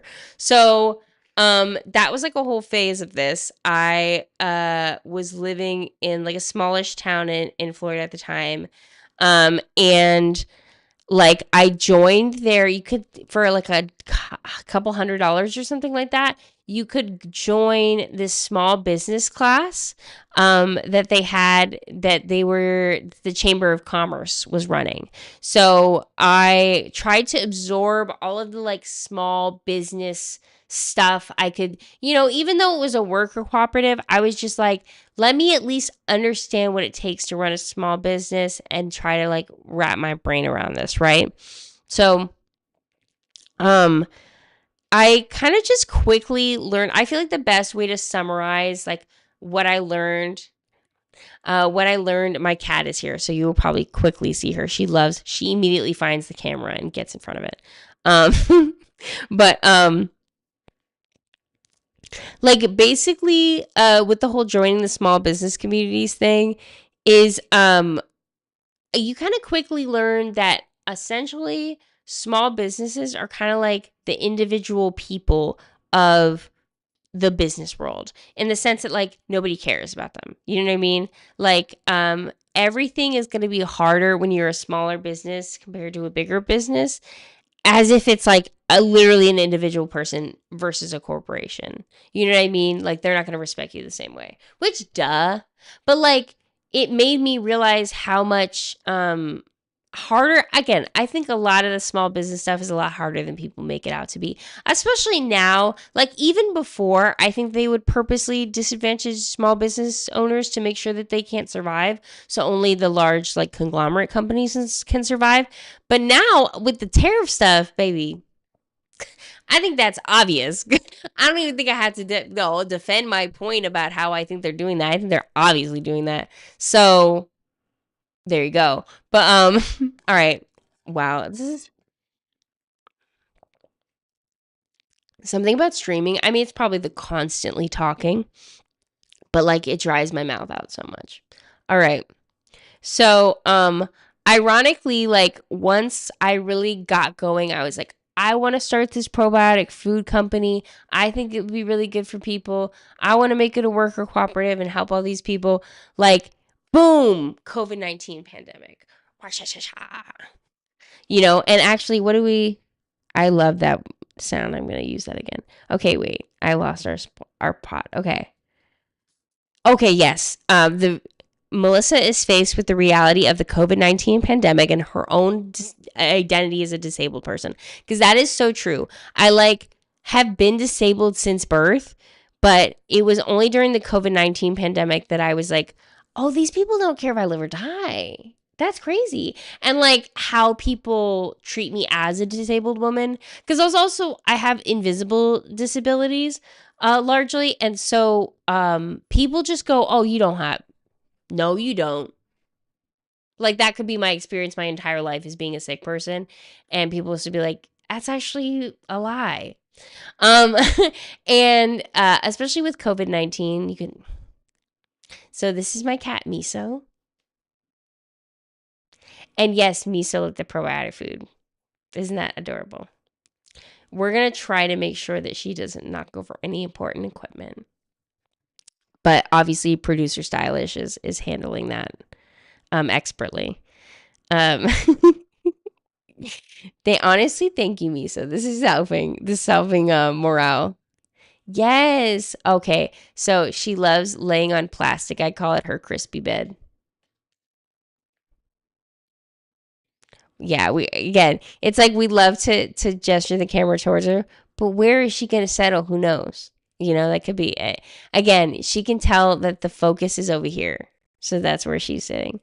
Um, but yeah, I wish my cat was like. I watch a lot of coffee and cults on YouTube. I wish my cat was like Miss G, where she sits politely, just off frame. You know what I'm saying? Like just right there, so you could see the cat, but not right in front of me. But yeah. Okay, I'm sorry. I totally got distracted. Okay.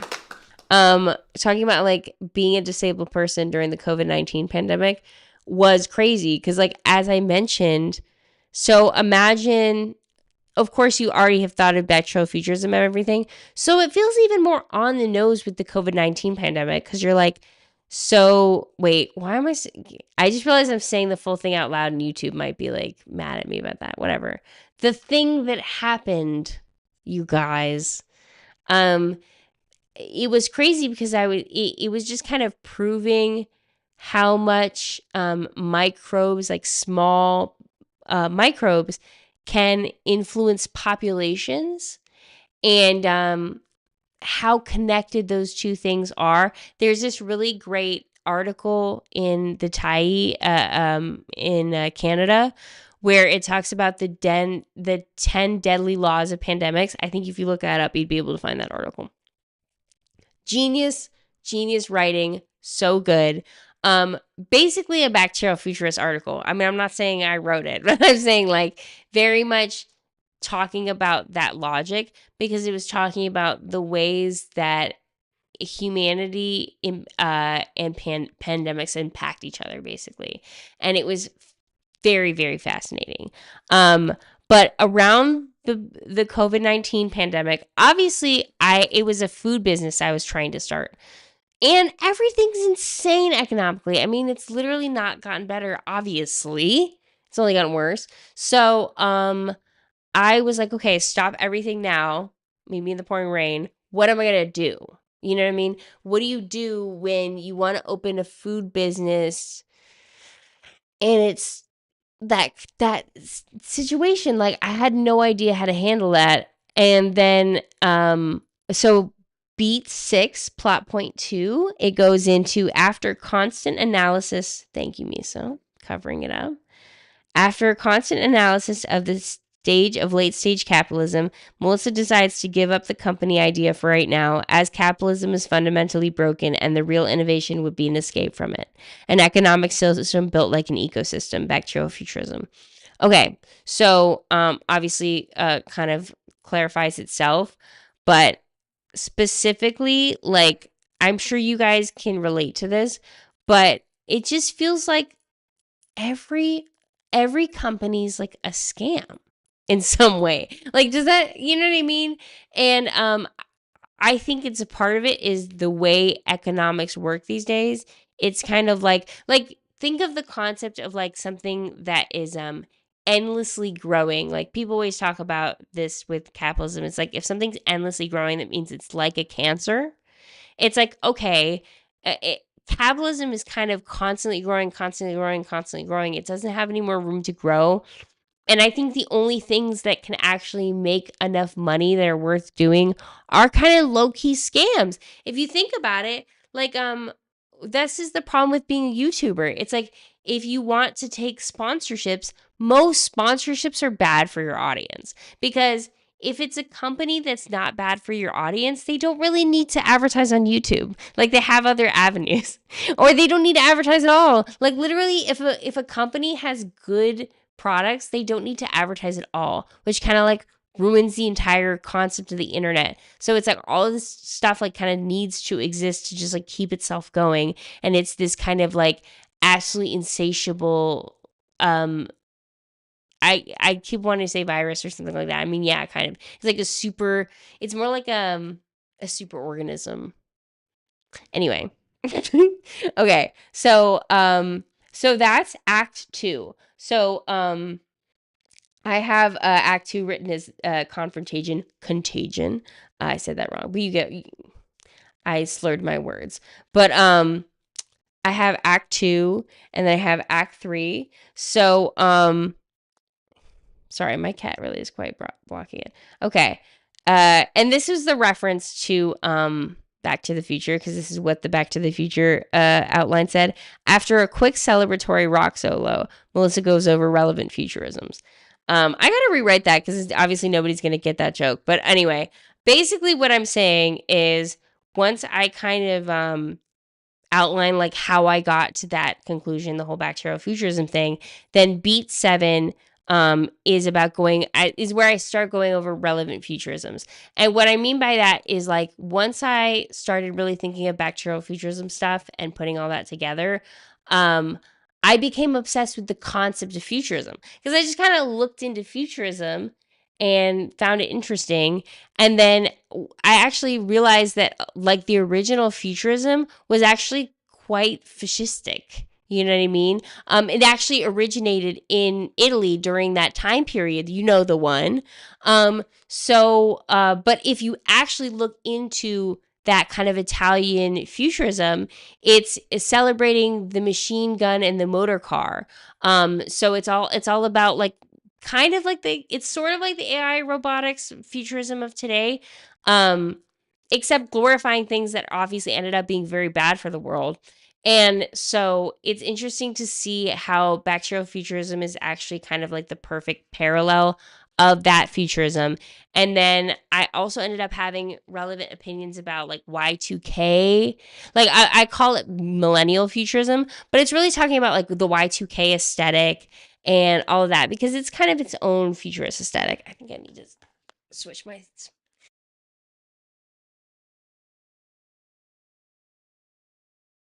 Share window thing malfunctioned again, so That's fine. it's fine. Video and audio is still fine. Honestly, I can just read over everything. It's fine. We're back. He was just giving me an update that our screen malfunctioned. But I'm just going to tell you guys about the acts. If you need to see something, you probably just go back a little bit. Honestly, insane that I'm like giving my outlines online. But I looked at it, and other people do this too. And I don't really care. Again, the minute I wrote this book, bacterial futurism is everybody's. So, and if anybody tries to steal it, I obviously thought of it first. Okay, you can even ask these evil robots like ChatGPT. Even ChatGPT knows I wrote it first. Okay, Queen. So let's go where we were. Um, Pre-climax, I believe. Oh yes, my celebratory rock solo, Queens. So there's a few different futurisms. There's retrofuturism, which describes like the very kind of colorful, um, interesting like futurism of the 60s and 70s. And my whole kind of point with retrofuturism is that my Mimi girl, that's my cat.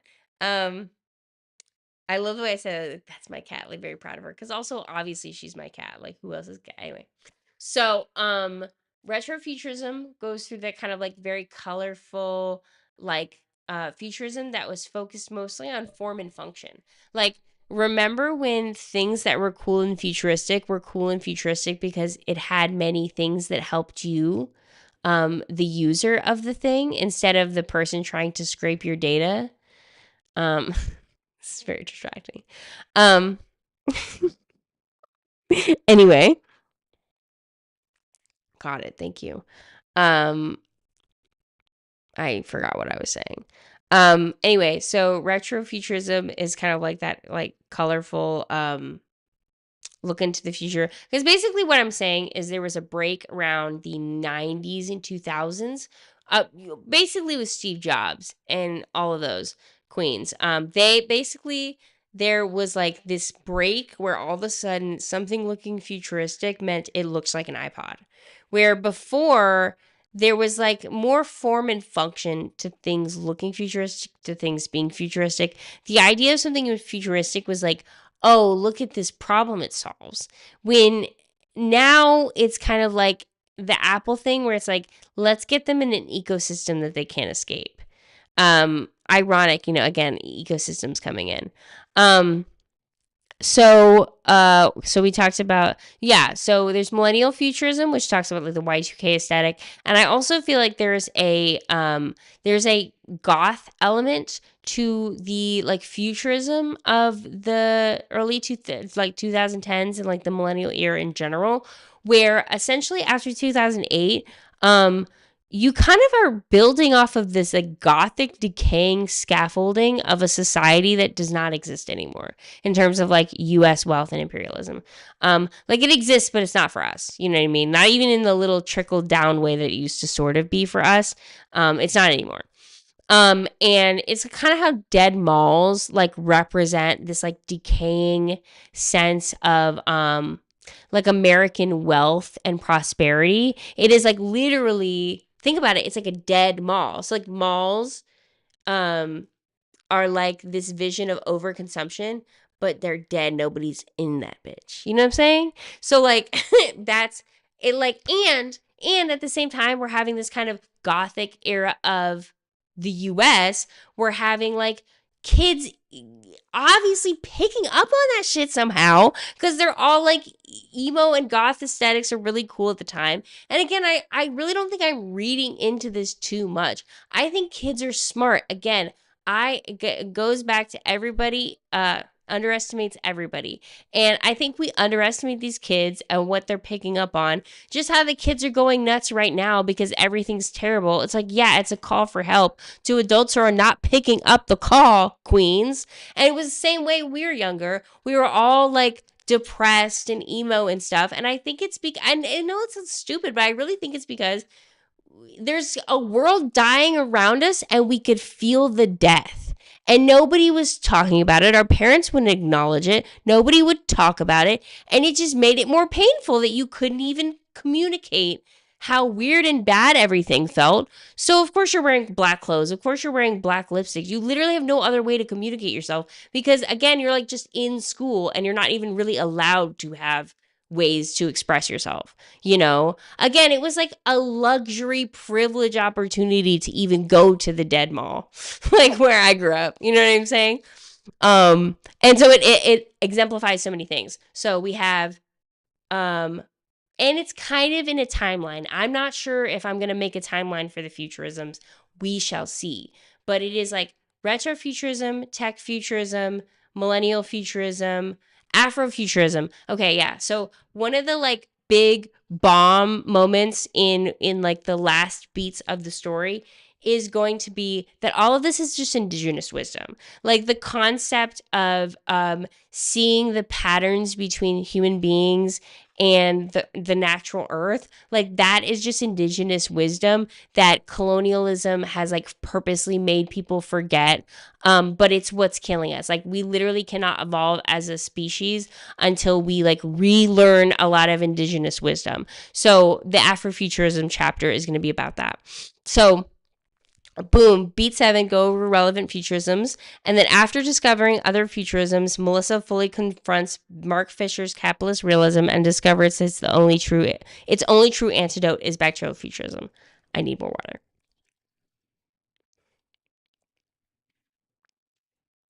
So I kind of slurred that a little bit because I was getting thirsty. But what I was saying there is that Mark Fisher's capitalist realism is essentially expressing the enemy of bacterial futurism. And even in the moments where he's talking about what could possibly be the alternative to capitalist realism, I believe he's describing bacterial futurism. Um, and I think I was unsure of the order of these things, but a part of it is I always kind of wanted to go chronological because that's felt like what made sense to me because it's like this is how I'm learning about all of these things. So it's like I would want you guys to learn about it in the same order that I'm learning about it. Um and I feel like I knew about capitalist realism, but I kind of put together its relevance with bacterial futurism around this time, because an important I'm not sure how to explain this. Like an important element of bacterial futurism is the fact that there's kind of a pervasive um, issue with capitalism where we can't see a way out.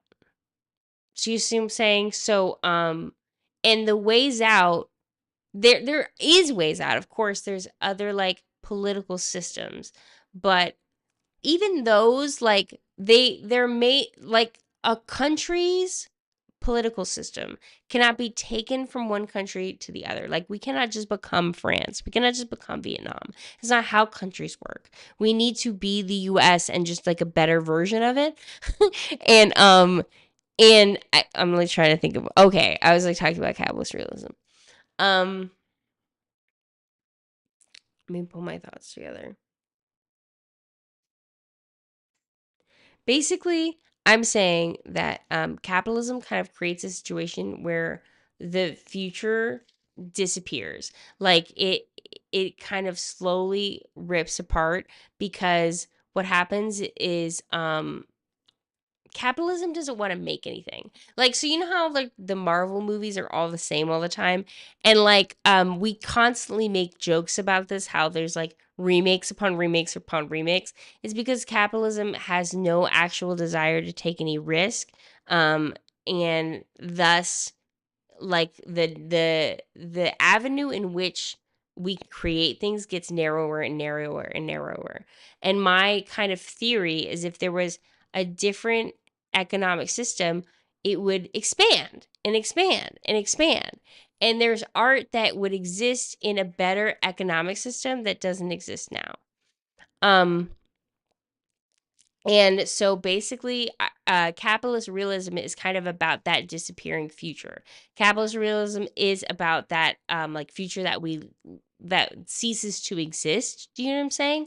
And so therefore, it's a relevant thing to mention because again, even though obviously capitalism has been spoken of, there needs to be even more acknowledgement of exactly what we're up against and why bacterial futurism is the answer. Um, and then beat 9, Melissa explains how bacterial futurism can be used to shape and predict the future as well as manipulate time itself. This explains why it's never too late to fight back against fascism and climate catastrophe.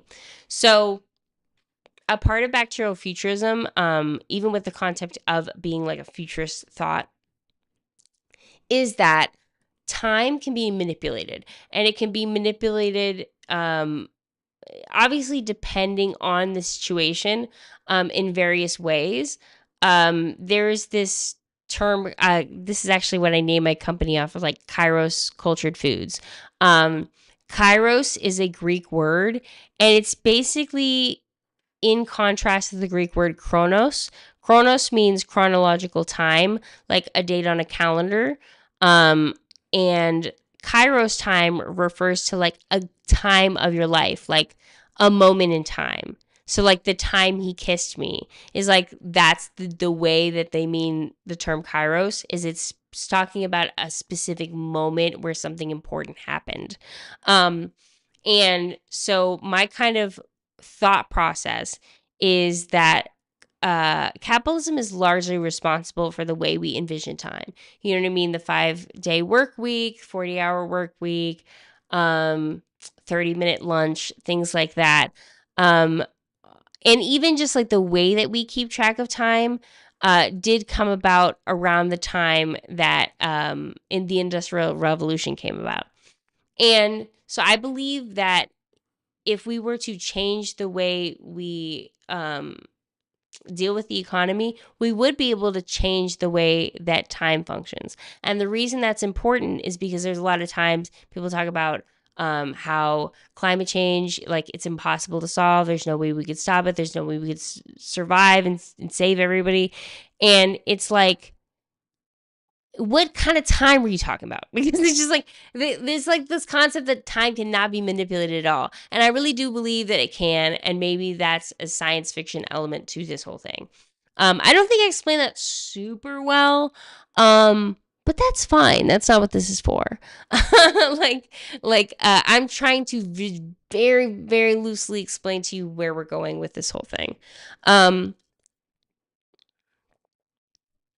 and then finally Notes for new bacterial futurists: why bacterial futurism should always inspire your creativity, never stifle it. So I really wanted to make sure that people don't get, like, I speak very passionately, and so I think people think that I think I'm like the shit, and like if you disagree with me at all, or like if you create other things out of bacterial futurism, that I'm going to be like, well, that doesn't pass my test or whatever. I don't know. My whole thing with bacterial futurism is I want more things to be created. I want more diverse. The whole idea is that a healthier system is a more diverse system.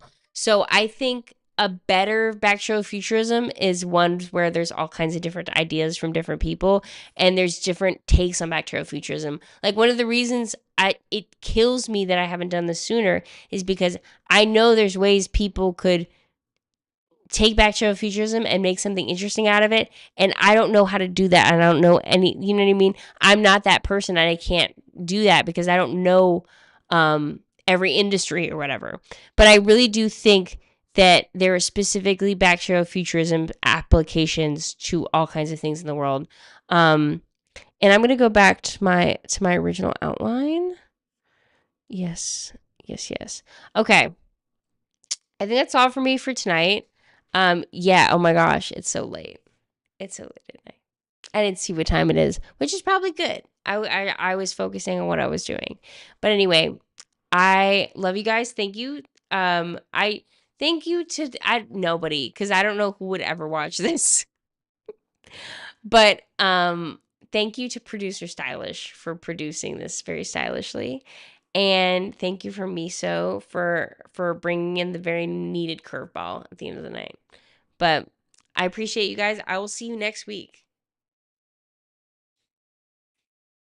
Like and subscribe.